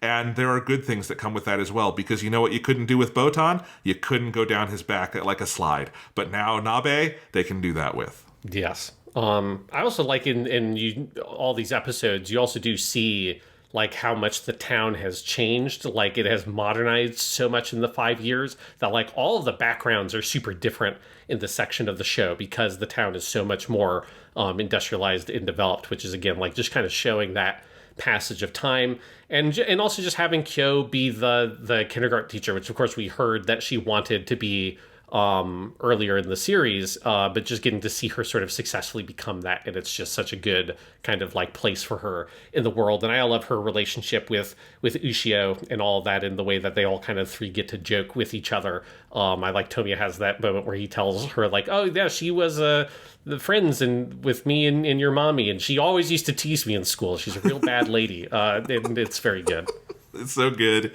But then I also have written in my notes here, Sean, oh wow, Fuko coming in to pinch hit some of the funniest comedy in the entire series down the home stretch. Holy shit. Because yes, Fuko, who, again, I don't think this is how comas actually work, but that's fine. She's woken up. She still obviously has sort of the mind of a kid, even though she is technically Tomoya's age. So she is sort of closer in spirit to Ushio, who she wants to steal and make her little sister, which is one of the funniest fucking gags. And I love the like gradual... It's not even gradual. The very, like, quick reinstatement of the relationship Tomoya and Fuko kind of had before, of him kind of goofing on her. But he also has, as an adult father now, less patience for it. It's very funny. Yeah, all like Fuko definitely like comes in like with a parachute to sort of like give you some comic relief for the show. It's so good. I mean, it's one of the things that's great about the show is it holds off on the Fuko stuff for all of After Story, right? She does not show up anywhere else earlier, and she's not in, even though in the scope of things, she actually has like the most important role of the main heroines from Clannad Season 1, other than Nagisa, obviously. They don't have her in the opening theme, right? So they've got and I assume they just kind of take that opening theme stuff, like in terms of some of the animation and the framing with the characters and the name pops up. I think that's just from the game. But the Fuko's not there, right? Other than she is there. You just see her from behind, and you don't realize it's her, but you see her hugging Ushio. It's just from behind. But they don't have her kind of featured in that opening theme, which makes when Fuko reappears so satisfying and so necessary. And as you say, like there's this little like ball of comedic energy that comes in. Tomoya and her re-establish their sort of relationship, even though neither of them remembers the other person. You have that great whole thing of them playing cards with each other. And one thing that I love with Fuko here is like she is like one of the only people who doesn't kind of walk on eggshells around Tomoya. So like she asks him like very bluntly and directly in a way that I think most people would take as fairly rude, of things about Nagisa, his dead wife, which is like she just says like dead wife in a way that no one else will say to him. Yeah, well, she has this whole, I love this joke of her being like, oh, do you see, like, the sort of shadow of your dead wife in me? Like, in terms of, like, in a very, like, sort of, like, romance dime novel kind of expression. Yeah, it's very funny, but it also, again, it gives you, like, some moments for Tomoya to sort of, like, confront his feelings about Nagisa and stuff. You know, there's that just one moment where he kind of spaces out in the middle of the game and starts crying because he thinks about her and has this image of him and Ushio and Nagisa all playing this card game with each other as a family. And in that sense, he does see the shadow of his dead wife in Fuko, even if he's not going to admit it, because Fuko and Nagisa are kind of similar. They are both weirdos and they like their little childish card games and stuff like that. But yeah, like all of that whole sequence is amazing, and obviously sets up Fuko's appearance in the last episode, which is really essential. But it's also Fuko's, like, you know, she has like a kind of direct line to the mystical, magical stuff in the show because she was the weird ghost girl in season 1. So it's appropriate that she kind of comes in once the magic stuff starts to need to happen at the end of the show. Yes. Another scene I want to talk about, this is in episode 19, is when Tomoya comes back to the Furukawa bakery and announces that he will take, I was going to say take possession of, but he will take, like, you know, responsibility and custody for Ushio. And obviously they're happy about that, but they spend the night at the bakery, and Akio and Sanae are out sort of outside while Ushio and Tomoya are sleeping. And Tomoya wakes up and he overhears this conversation where Akio is telling Sanae, like, you know, things are going to change now and it's okay if you need to cry. I know you've been holding off. And they have this little conversation that I think it's appropriate that we don't fully get to see. But we're kind of seeing it from the outside in, that, you know, they were, obviously they had a loss that was extremely profound. They lost their daughter.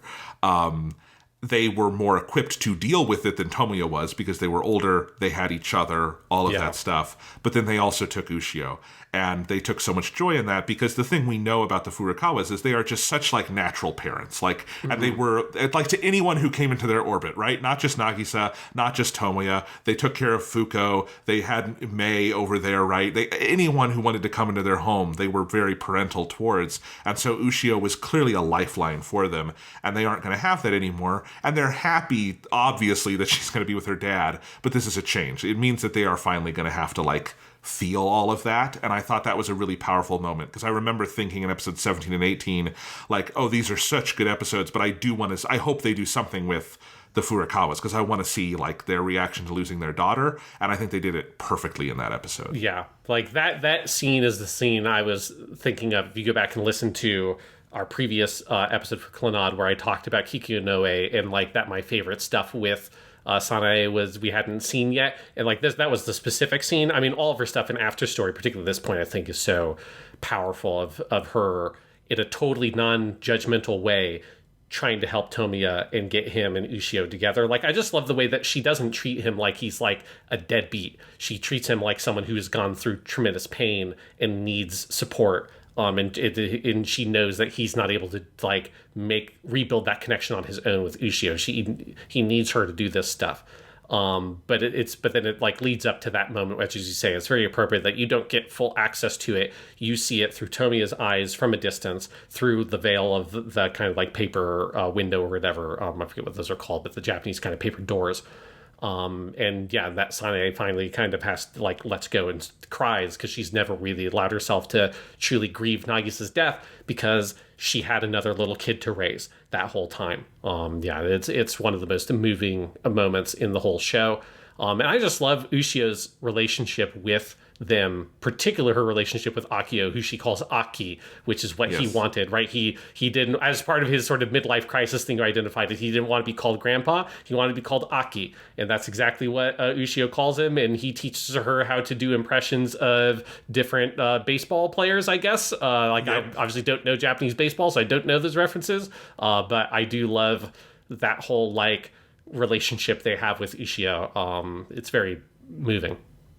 Yeah, and I generally love all the stuff, well, throughout the whole show with Sanae and Akio, but in this stretch where, like, they're on more sort of equal footing with Tomoya because they are all adults now, but I still like, they are still playing a very parental role for him. I really like, Akio is such a father figure in such an interesting way to Tomoya. One of my favorite moments in the finale will come from this, but like in episode 21 when Ushio is sick, there's a moment early on that's very good where Akio turns to him very seriously in a way that we're not used to from Akio and saying, you're her father, right? You need to take care of this, or you need to like deal with this, and like just making sure that Tomoya isn't going to shut down, and Tomoya doesn't shut down. He rises to the occasion more than anyone could, right? And then there's a later moment where Akio tries to give him money, and Tomoya turns it down because he still has savings, and Akio's like, okay, but you better ask us for money if you need to. He's like, she's so clear about like, this is not a time to be proud. We're here, obviously. Like, you having custody of her changes nothing in terms of us. We will help you, right? And I think all of that is very such a payoff to the relationships that we have seen forged there, where Nagisa dying doesn't have to change the closeness that they have forged as a family as well. Yeah, and I also love that you see, you've had this whole running thing throughout Clannad that Nagisa and particularly observes repeatedly that Tomoya and her dad are very, very similar. Which both of them refuse to recognize, because they are extremely similar, and you really see it once Ushio comes in and once Tomoya is a dad, because he is the same kind of weird goofball dad that Akio is, and once you see him as a dad, Tomoya is making all the same kinds of dad jokes, and he's like totally on the same level with Akio. And I do really love, you obviously, you only have like 5 or 6 episodes of it, but I love the way that their relationship has evolved as being more on equals, because they're both fathers, right? And there's, obviously like Akio is older and he is more established and all that kind of stuff, but there is this sense of real kind of like camaraderie and a sort of brotherhood between the two of them that starts to form. Like a very subtle way in which that manifests is in episode 21 when they have one of those talks. And he offers Tomoya a smoke, because we've seen that Tomoya took up smoking in episode 17. You see him do that a little bit. And then he says that, no, like, I quit. And Akio says, oh, that's the wise choice. And then he just puts the cigarette away. It doesn't have one himself. And it's just such a little moment, but I think it shows such a kind of mutual respect between these two people, and that like Akio kind of is treating him on the same level now, not like he's a kid anymore. And I love the little ways in which that relationship has evolved so subtly. Absolutely. So how do we want to talk about, I feel like it's all tied in with some other stuff, but Ushio's death, and then something we really haven't talked about in either episode yet, because I think we were waiting for this moment, the entire side of the show that is the girl in the other world and the little robot dude, which all kind of comes together here. Well, one last note before we talk about this stuff, because I just realized looking at my notes that in that Fuko episode, what might be my favorite scene in the whole show, we didn't talk about, which is the scene where Tomoya sings the Dango Daikazoku song to Ushio, and then it fades away into the recording. And you get this whole like kind of montage, and then it fades in back into him, and he's fallen asleep, but he has tears streaming down. That is the most emotionally moving piece of this whole show to me. It kind of always has been. It is why Dango Daikazoku is to me the greatest anime ending ever, because it is all to give you that scene. It is all for that punch. And then obviously also it is like so thematically tied into the very ending of the show here. But that moment in episode 20 where he sings Dango Daikazoku to Ushio, fucking hell. Oh no, you're right. It's yes. And I think you're right. And I think I think it's so smart that they for the anime version really made sure you knew that song well, because it's the end theme of season 1, but then they don't use it as the end theme of season 2, both for you switch end themes between seasons, but also like to give you some space from the song so that when it fully, I mean, the theme is there all throughout. You know, it's in Nagisa's death has that piece under it because it is her theme, but you don't actually hear the lyrics of it much until you get back to this moment, which is also a statement about him being able to reconnect with the good parts of his life with Nagisa again and pass that on to his daughter, who also loves the Dango. Because who doesn't love the Dango Daikazoku? What kind of fucking psychopath would you have to be? But she really loves it. There's that whole line before Nagisa dies.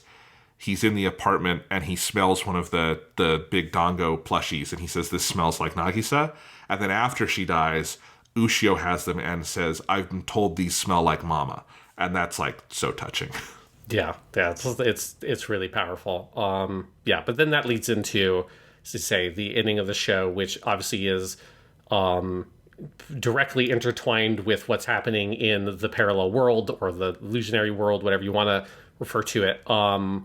Because there's a lot going on here with, like, I'm trying to think of, like, have the way to talk about this, right? So, like, in the illusionary world, this is, like, I guess kind of like my interpretation of how some of that stuff works, right? It all ties into what Kotomi's whole storyline is about, of these other worlds that are directly intertwined with our own. In that context, again, they're like sort of doing a sort of pop superstring theory kind of thing of like this kind of like other spatial dimension that exists with like curled or wrapped within the spatial dimension that we exist, and that there are things that affect our world that we cannot perceive because it doesn't exist in our dimension.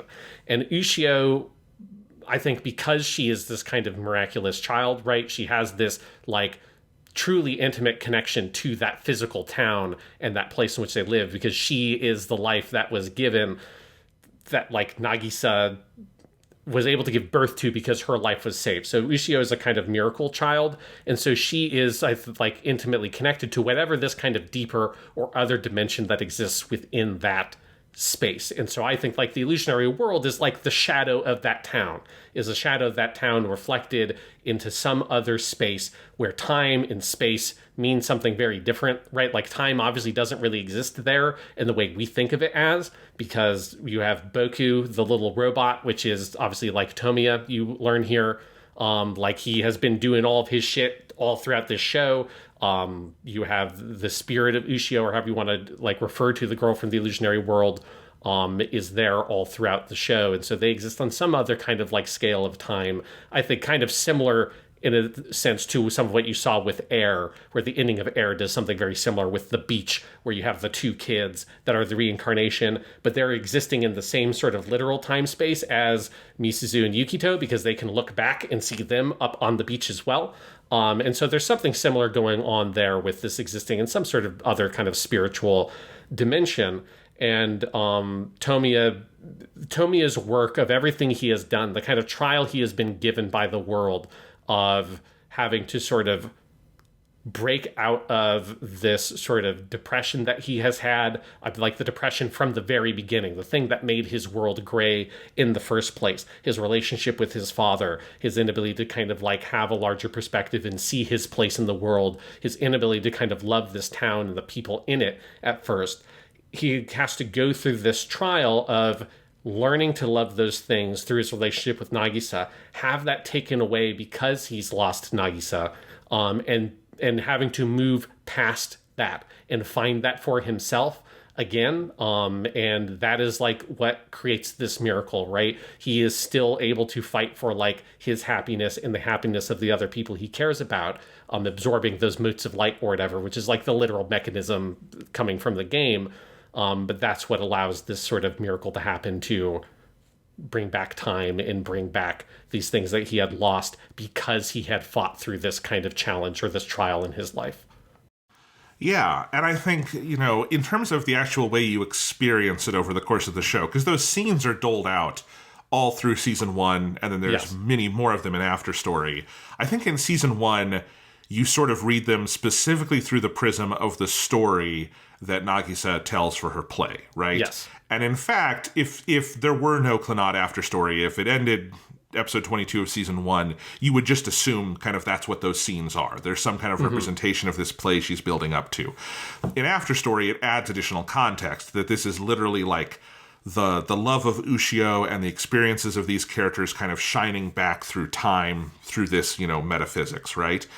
But I think in After Story, as a viewer, just episode to episode, not knowing what's coming, I started to realize that it is very much playing out akin to, like, the best comparison I have is Tales of the Black Freighter in Watchmen, where it is this story that on the surface looks nothing like the rest of the story you're watching. For those who don't know Watchmen, I mean, we all know Watchmen, hopefully, but in Watchmen, the comic book, there is this comic book within the comic book called Tales of the Black Freighter that is this sort of oblique allegory for Ozymandias' story over the course of the narrative. And that is basically what is going on here, is that it is an oblique allegory that is very extreme in some ways, but it is like the whole idea of that Boku, the little robot, is assembled from scrap by Ushio is so, you start to realize that is so much how, like, Tomoya sees himself, is he is this assemblage of like broken pieces animated by people he loves, and that it is a story about him in this world where there is nothing else but him and this girl, this sort of amalgam figure who he is trying to save and trying to care for. And it kind of goes and goes until I think near the end you're really seeing that it's not just that it is allegorical, it is somewhat literal in that this is another kind of almost purgatory version of the things he was struggling through in life up until in episode 22 it comes to full fruition. Yeah, and that's where like all the like little pieces of happiness that Tomoya has sort of like won for himself and the people he cares about. This is that kind of karmic idea we talked about also in Air, right? Like all those things he did, these good things, and you start seeing it very directly with like the Misai story, the Yukine story, like they literally bring in the orbs of light very directly there, and he's able to see them sometimes. And Ushio is able to see them. Ushio sees like one of those orbs of light be absorbed like into Tomiya's body. And she kind of doesn't understand at the time what that is. But all those things he does in this town to help the people there, and as you say, Jonathan, like that is also sort of metaphorically connected to his job as an electrician here, and him sort of connecting the veins of this town together. Like all of that is what comes back here to create this miracle, right? Is this karmic sort of like revelation that is able to happen in this karmic miracle. And you do have this piece of narration from Nagisa at the end of episode 20, or I guess more like at the midpoint of episode 22, while the montage is happening, where she describes the miracle as like, if there is like... I have the exact lines. Okay, yeah. Yeah, do you want to bring it up? Yeah. Yeah, she says, if this town had thoughts and a mind just like a person, and if it was trying to make its residents happy, this town might have caused this miracle. But it's not a miracle, is it? People who love this town live in this town, and this town loves the people. This sort of thing happens everywhere. We were loved and raised by this town. And Tomoya responds, this town is like a giant family, isn't it? Yes, a big Dango family. And he says, yeah, I'm finally beginning to understand that. And that's in the middle of the montage that closes the main action of the series.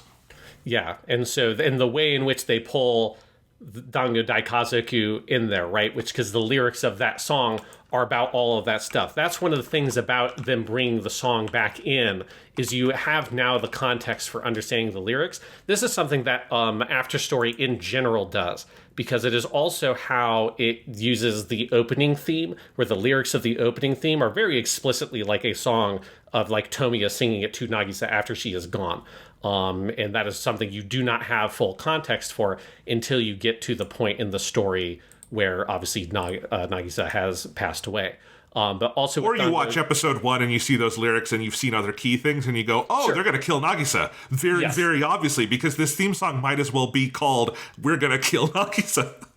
Yes. Yeah. Beautiful song. I love it. I'm just saying. Yes. Yeah. If you're a student observer, you will probably have picked up on what they're saying there. But but regardless, like I think even if you know, okay, this is probably about Nagisa dying, once you have like actually seen that dramatically play out, your perspective on the song fundamentally shifts. But also like the lyrics of Dango Daikazoku, which is all about the sort of unruly yaki dango, the roasted dango, and the kind dango.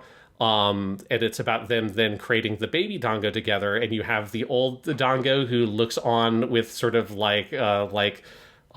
squinted eyes, basically, which was one of my favorite images, right? And all of that now you see very directly, like, oh, this is talking about these characters. Like this is Tomoya, this is Nagisa, this is them getting older, or it's like it's also the older dango than like. I don't think I'd ever realized until rewatching the show that at this point that it's like it very closely resembles Tomiya's dad, who has that exact same expression on his face all the time, which is like this very inscrutable look that Tomoya doesn't really know what to make of. And then you have that line of the baby dango is always like wrapped in happiness, basically, is how that's phrased. And then you have all the dangos together, like hands connected in one large circle. They build a big city on the dango planet. And they all laugh together in that circle. And even the bunny on the moon in the sky is waving its hands. All the things that are happy and all of the things that are sad are all wrapped up together in this one dango, like, right, all made into one big sphere. So it's like all of that comes together in that moment of him seeing it to her, then Nagisa referencing the dango daikazoku there. That's just what the story is, right? The story is about these two people, these different people, one who is unruly or is like a delinquent, one who is like kind of maybe a little bit too nice for her own good, coming together, creating this new life, this new baby dango wrapped up in happiness as the older dangos now look on kind of wistfully. And this process happens everywhere, all over the place, together. All the people in this community are going through this cycle. This is the cycle that Tomiya's dad went through when he had Tomoya. This is obviously what Sanae and Akio, who they also, right, like their relationship reflects very directly the relationship that Tomoya and Nagisa have. Like, that's the process that they went through. So it's like this town or this community is built up through all these different people on like going through this process and sharing this process together, this cycle throughout time, and all of the things there, all the love and all the hate, all the happiness and all the sadness, all the hope and all the despair, all those things are all wrapped up into that big dango, right? And that is like, it is both very silly because it's all about dangos, and it is also very moving because it's just like one of the, like a very sharp, poignant observation about the nature of like human communities. And that is what the miracle that we are given at the end is, like the miracle of human connection and human community, the connections between people and the connections between the people and the place in which they live. Absolutely. That's why Clannad is life. Yes, exactly. Because that's because dongos are life. No, it's incredible. This final episode got me in so many ways. I think it is just perfect. And I do think it shows a pretty marked development in how KyoAni is able to take the sort of visual novel gamic way this thing ends and really do it perfectly in an anime where you don't watch it and think about how the motes of light must be this thing you needed to get in the game, and that's how this, you're not thinking about it on gamic terms at all, I think. And it just works so purely because it is a complicated ending, but I think they ground it in the emotions so well, because I think the key trial, the final trial for Tomoya as a person is him having that second encounter with Nagisa in this like otherly world, and after thinking all that time that he should never have met her, instead just bellowing for her from the bottom of his heart and rejecting that notion, and for her having her own agency to reject that too. And I think that's what makes the miracle happen as much as anything else, is learning that lesson that you can't erase the happy because the sad came too. And it is so fulsome in how it realizes that idea. Absolutely. And there's, I think one of the things I love so much about it too is that like they give themselves an entire episode to do this, right? So like Ushio collapsing in the snow is at the end of episode 21. And so all of episode 22 is about, it's almost like vaguely Neon Genesis Evangelion-esque in that, like the way in which all of episode 22 starts in this weird sort of abstract space with like, yes, what is time and where are we? Is this literally happening? Is it not? It's like in how literally you take the first like 5 or so minutes of that episode and what's happening there is whatever. I mean, because you could also just like read this as like, none of that stuff ever really happened, right? Like this is you revisit directly this moment of Nagisa and giving birth to Ushio, and you just move on from there. And this time Nagisa didn't die. And there's just like, I don't know, there's something sort of very abstract about the whole experience you have had coming up to that point. Well, you also have the final scene in the illusory world, which I think is very powerful, where she calls him Papa as the robot body like disintegrates and all the light comes out, and she's releasing the power of all the motes of light, or however you want to explain the metaphysics of it. And then you come back to that moment of the birth. And there's two things here I have to talk about, because it's a pretty brief scene before we kick into the closing montage. But you have, like, clearly Tomoya remembers that he was in another world where everything was bad. And he sees that, and then he starts to recognize that things are going right this time. And everyone is, like, talking about, like, she's okay, this is amazing. And Akio, this moment got me. Akio puts his hand on Tomoya's shoulder and says, you did well too. Because they're all congratulating Nagisa, and then they say it to him. And obviously in the moment, Akio just means you did well supporting your wife during childbirth. Yeah. But to me, it's so, like, I don't even know if Akio has any awareness of the parallel universes and all this, but it so feels like the father saying to the son, you bore all this well. It feels like someone recognizing what Tomoya went through in those years of losing Nagisa, coming to be there for Ushio, caring for Ushio, and, like, honestly, of anyone in the series who it would mean something for him to hear that from, it would at that point be Akio, because that is, like, the man in his life he looks up to most, even though he would never admit that, right? But, like, that is the relationship they have. And I think that moment is lovely. And it reflects, like, what happened earlier, where we didn't, like, dive into this scene specifically, but Tomoya goes and does the same thing for his own father, right? Recognizes that, like, yes, like, you were not always perfect and stuff, but, like, you did your best. And, like, and obviously Tomoya's dad did not have a fraction of the level of support that Tomoya himself got when he went through a similar tragedy. And so, yeah, that sort of, like, this sort of recognition that life is fucking hard and you are doing your goddamn best. And sometimes you just need somebody to recognize that. And as you say, in the moment, like, contextually from Akio's perspective, it's like, it's not meant to be you did well because you went through a whole parallel dimension where all this is, it's like, just be like, yes, you did well. Like, you know, you did a good job being here, for Nagisa. But it does, for the viewer and for Tomoya, obviously carry much bigger weight. And then that's also within that scene, you have that really incredible sequence in terms of how it's animated and framed of Tomoya giving the first bath. I wanted to talk Ushio. about this, yeah. Yeah, where it's like I've never, like, seen a baby animated that way, right? Where they have, like, the baby's skin, like, very red, like an actual newborn. And it's so, like, small and wrinkly, right? And because also Ushio is, she came out, like, 2 or 3 weeks early, right? So, like, she's also, like, a very small baby. And, like, that, there's such another, like, Evangelion comparison, like, it kind of reminds me a little bit of some of the stuff you see in the 4th Neon Genesis Evangelion movie, the, like, Anno has discovered that, like, life can be good movie. And you get some of that kind of the, like, natural pastoral stuff there, and the kind of the normal miracles of life and giving birth and that kind of stuff, and the amount of care and attention and focus they give to that sequence of bathing Ushio is really powerful. There's just a personal connection. I actually assume a lot of people share this too.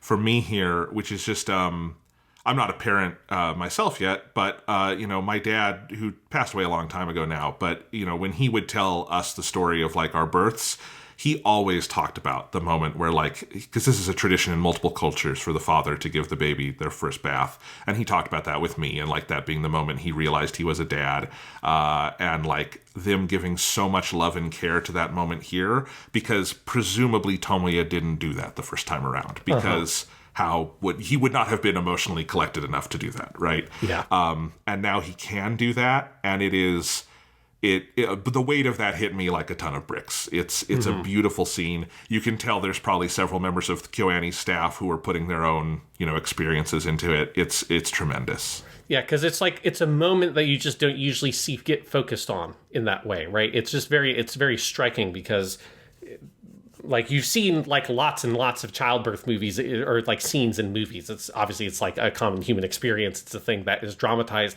very frequently, but not often do you see, like, that kind of, like, detail in that specific moment sort of zoomed in on.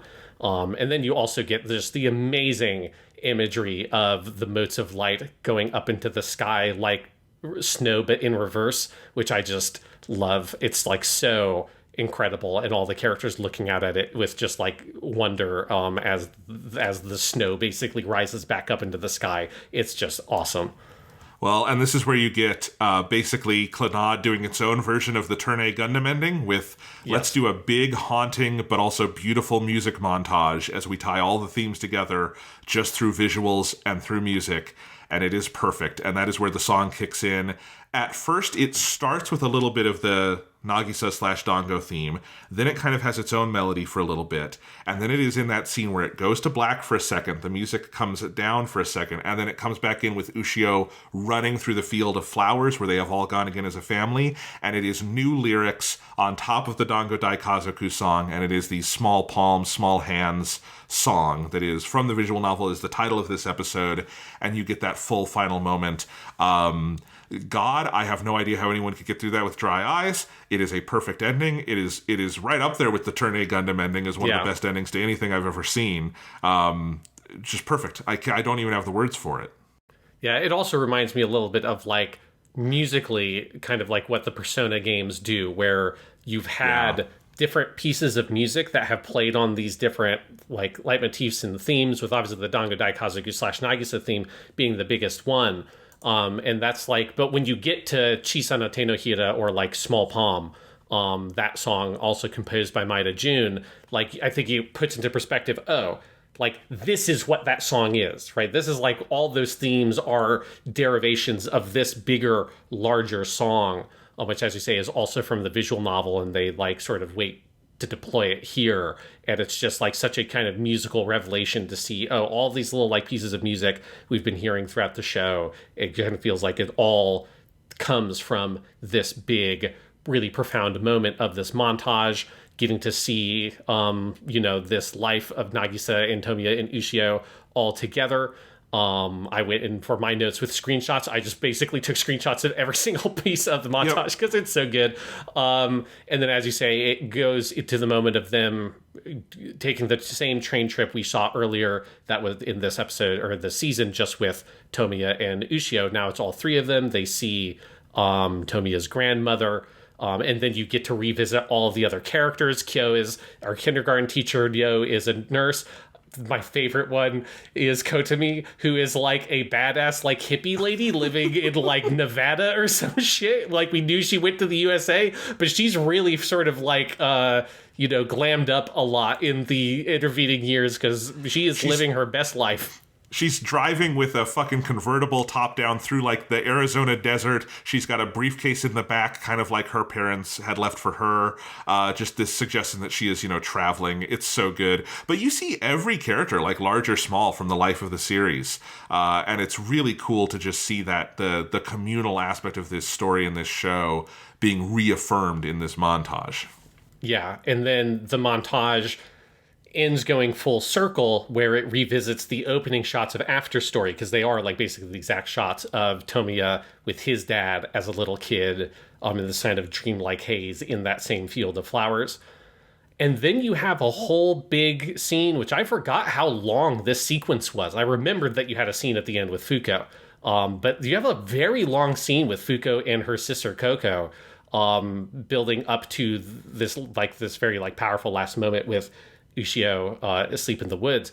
But I love how long this scene goes on, and it's just this like whole fucking Manzai comedy routine between Fuko and her sister, kind of bringing the show back to its roots of the light comedy, very character-based comedy. I love how much you can sort of perceive about the relationship between these two women, and like you can see their whole lives, like everything about who they are as sisters is on display in this ridiculous scene, and Coco kind of going along with Fuko's jokes, that then obviously culminating in Fuko smells someone cute, as she says over and over again as they keep on going through that conversation. She runs off into the woods, and then you have this very interesting dreamlike sequence where it's like the woods in a way that, again, you feel like you move into some sort of like other plane in a way, because you are like in like the belly of nature, You get this very hazy, dreamlike look at the girl from the illusionary world,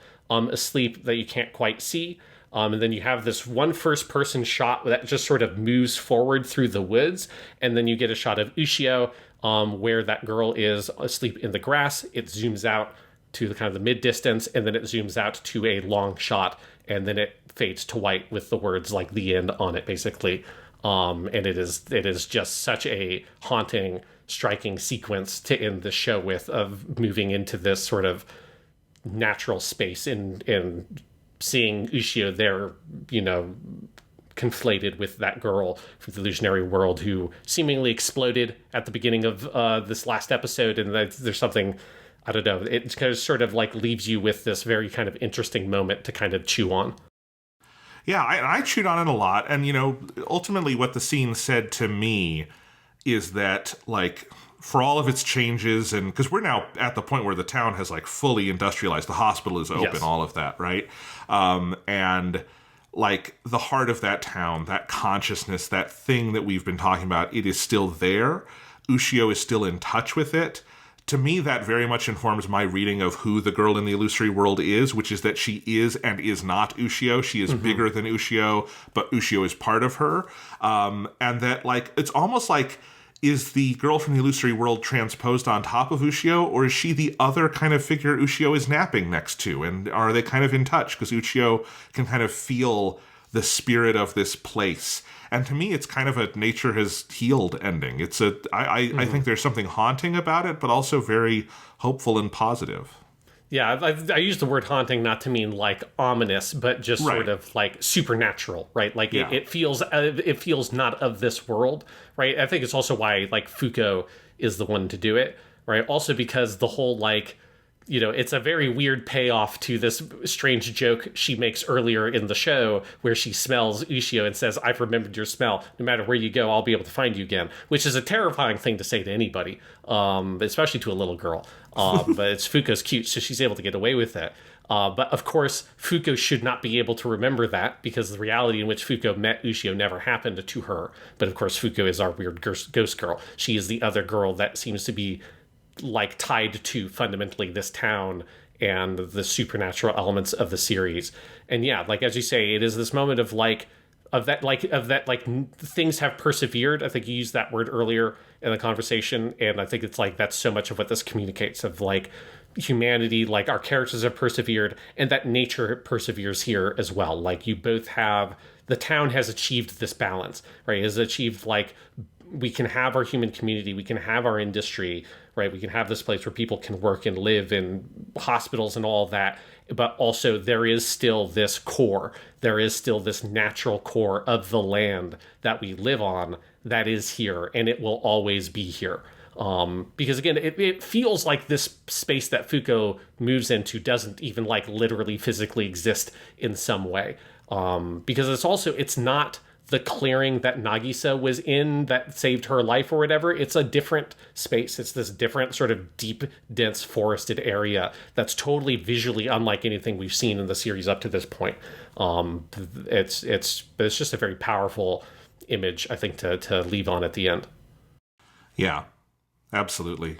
And then, we have a couple of little extras we can talk about, but is there anything else we want to say about sort of the main body of the series here?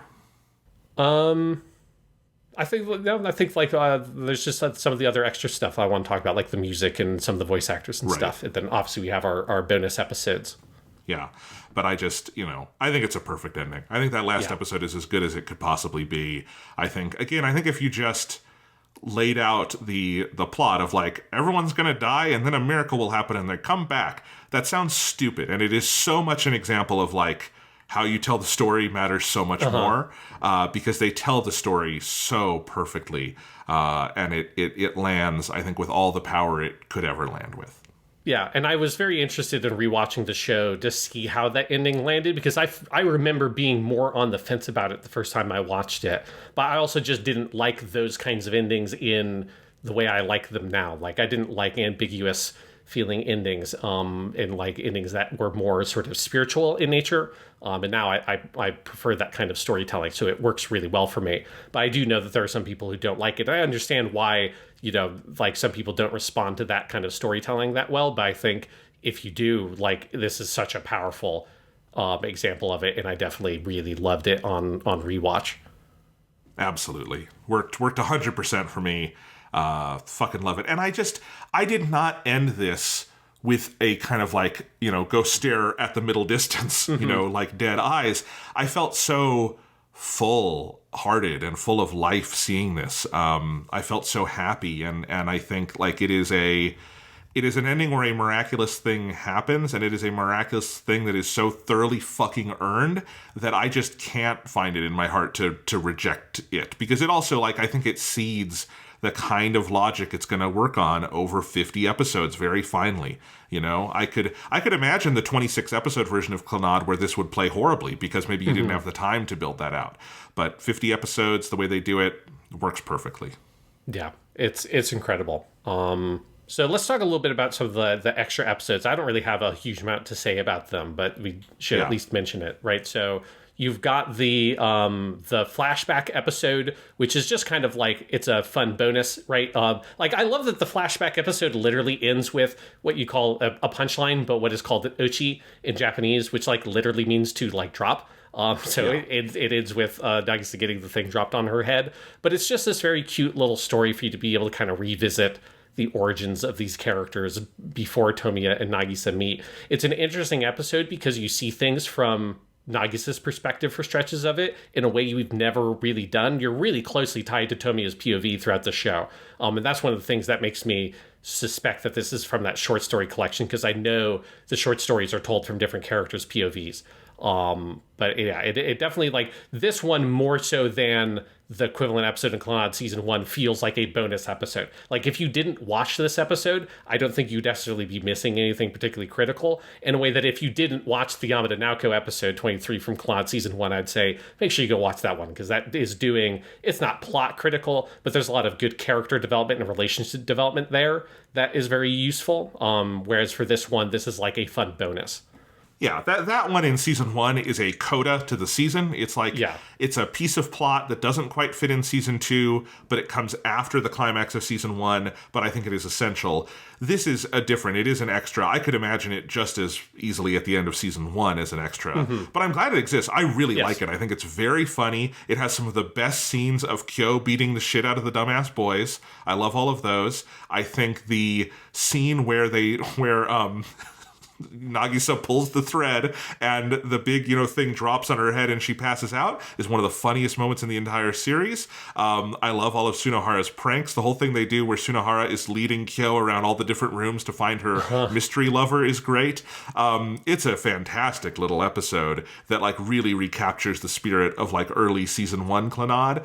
So I'm very glad it exists. If you didn't see it, you wouldn't be missing any plot or character essential material. But if you like Clannad, I know for a fact you would like that episode. Yes, although I do remember when I originally watched it, I was kind of befuddled by it because I knew there was an extra episode. I ended watching the show and I was like, oh, that's awesome.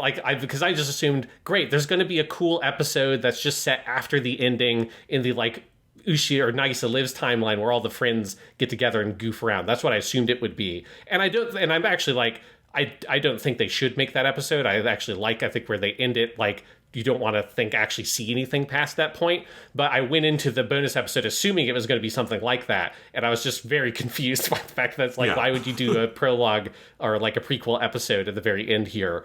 But if you go into it without those expectations, it's very fun. And if you know what it is going into it, I really enjoyed it. Yeah, I took a break and I watched it earlier this morning instead of when I binged the rest of the series, and it was very nice. Yes, because when I originally watched it, I watched the last episode, and then I immediately watched that one, and I was like, this is weird. And I think if you experience it that way, which obviously is unnatural anyways, you would have had at least a week break in terms of how they originally aired. I think that's fine. But it is definitely, if you just like rolled straight into that episode not knowing anything else, you'd be very confused. And And then you have the Kyo episode, which is like with the Tomoyo one, right? This is an adaptation of What If You Did One of the Other Roots from the original visual novel, also directed by Tako Noriko.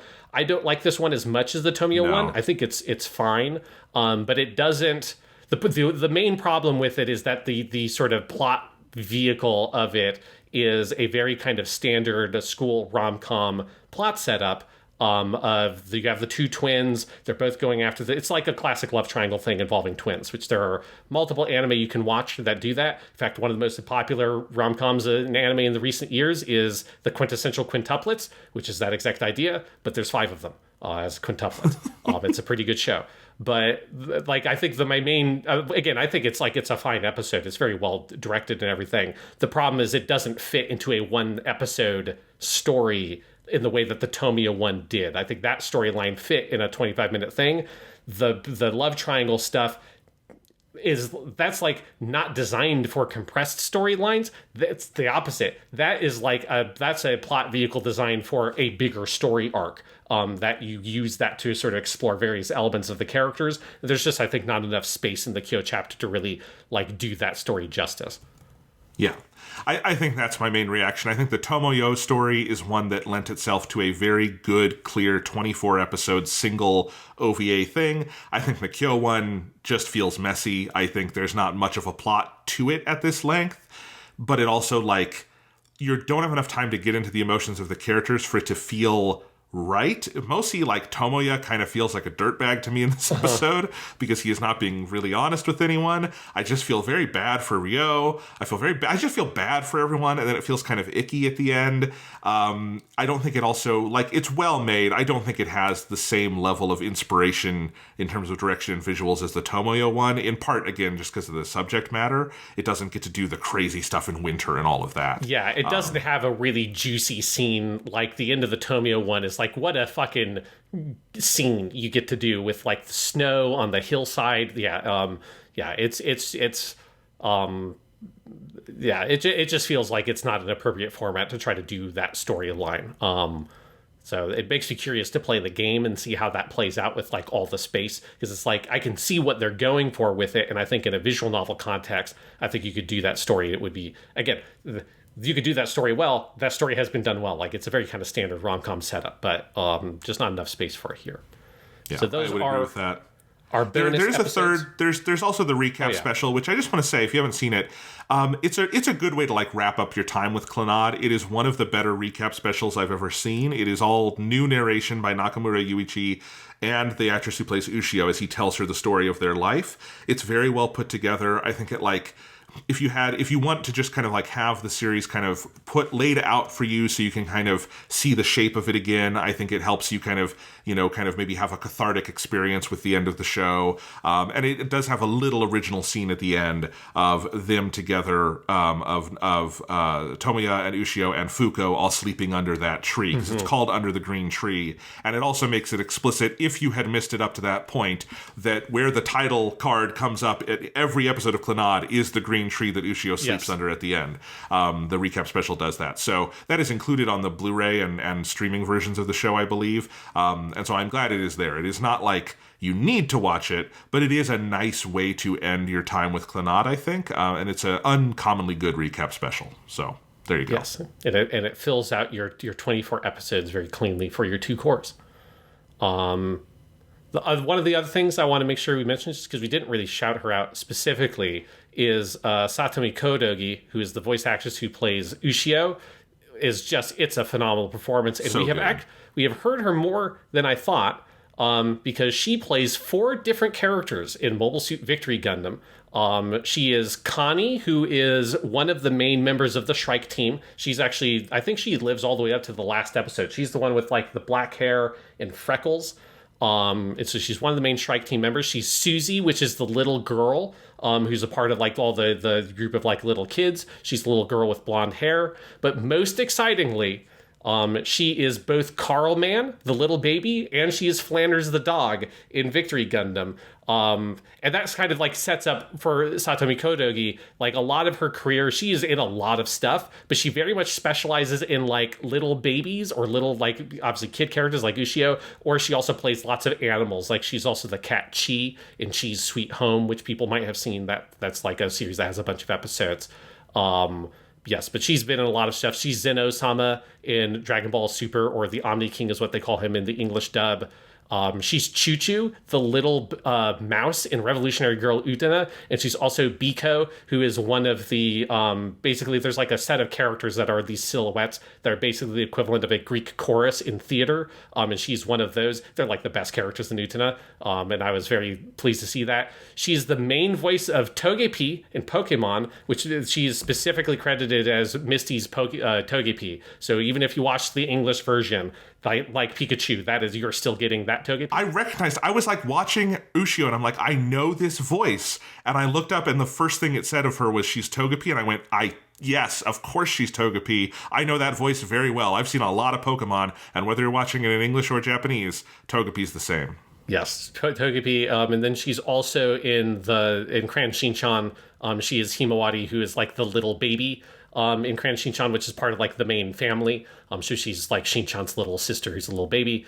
And then we also have heard her as Nina Tucker in the original version of Full Metal Alchemist. Which is where they do that story specifically, I think, a little better even than they do in the newer show. And Nina, she's adorable in that one and dies horribly.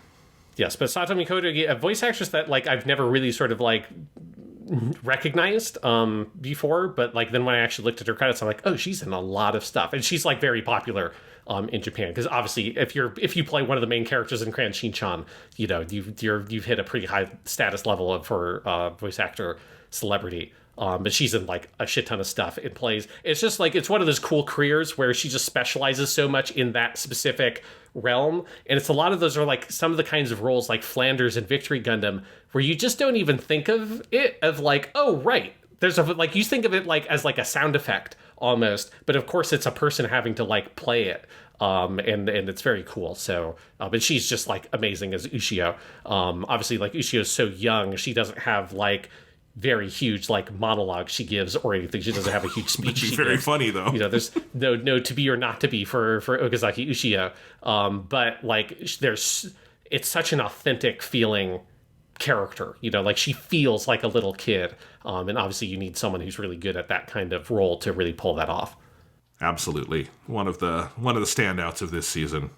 Yes. And then the last thing we need to talk about is the music. Obviously the music in the show itself is broadly the same music in terms of the instrumental stuff that we had in the first season, but there we have a new opening theme and a new ending theme.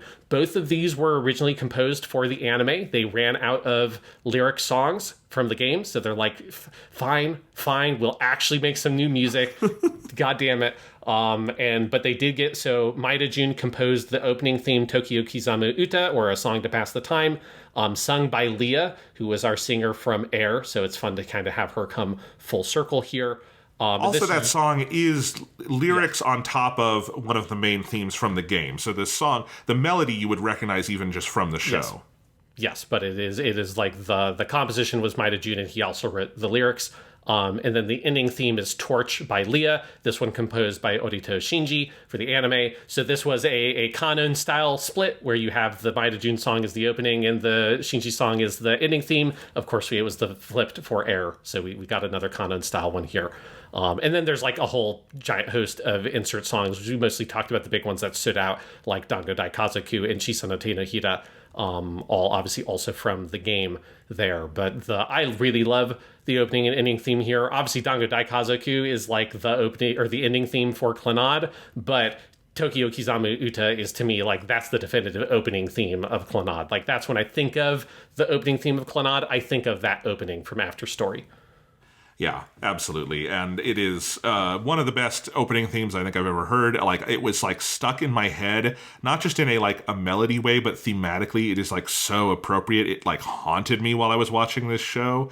I love how your relationship changes to it as you watch it. And then just Torch is peppy and wonderful. And Torch also has this great thing at the end where in the animation, there's this little thing in the music that goes whoop, whoop, whoop, like under in the instrumentation. And whenever that comes up, the whoop, whoop, whoop, they have the Dango Daikazoku jumping in the air to the music. And I love that little piece of animation. It's very cool. It's phenomenal. I also do want to shout out, because I talked about it last episode, that there's Hurry Starfish, which is Fuko's theme. One of the ways you know your soul is being saved in this show is when they play Hurry Starfish again, when Fuko comes in. But then, when Fuko visits the house, they play the Pape Poupe Po remix from that remix album, which I talked about last week, and I didn't obviously know at the time that they actually used the song, but that's the one that uses the kind of Vocaloid sounding voice for the main melody, and it just uses Pape Poupe Po noises, and I lost my shit when they actually used it in the show. I'm like, this is amazing. Is so good. All right. Anything else to say about Clannad before we wrap things up today, Sean? I think that's it, man. We've talked now. It probably will be a total of something about 7 hours of Clannad if you combine this and last week's episode. I got to give my brother a shout out. My brother, who's a Clannad fan, said, I told him, man, our first Clannad episode was really long. We recorded it was about 3.5 hours, and he said, oh, After Story will be even longer. And I said, probably not. We already did all the history and all that stuff. And he said, no, it'll be longer. Thomas, you were correct. This is longer than our Clannad Season 1 episode, even without all of the history segment. Yes. So I think there's a couple of housekeeping things we want to wrap up with. Yes. So you first off, you added here, Jonathan. Yeah. I have a note I added. So next week we will be off. It will be Thanksgiving week, and we will be taking a week off because we are also done with part 1 of season 4. So Season 1, part 4 will give you a week to celebrate Thanksgiving and process these amazing podcasts we've been giving you, and then we will be back November 28th for our regularly scheduled Japanimation stations with the start of part 2 of season 4. Sean, you want to tell the kids all about it? Yeah, so let's do a quick preview of part 2, particularly because there's some specific watching you need to do. We obviously talked about this also in the first episode of the Kyoto Vacation, but part 2 is going to be When Christmas Came to Otaku Town on the Melancholy of Suzumiya Haruhi and Lucky Star. And so we'll be covering 4 episodes here. Melancholy of Suzumiya Haruhi from 2006, Lucky Star, and then Haruhi Season 2, which is all the 2009 episodes, and then we'll be wrapping that up with the Disappearance of Suzumiya Haruhi. The thing that's going to be complicated about this part is the order in which you watch these episodes. If you want to watch the Haruhi stuff the way that we are, the way that we are going to cover it, we are going to be covering it in the broadcast order, meaning the order in which the episodes were originally aired on Japanese TV, which is outside of the chronological order of the story from the original books.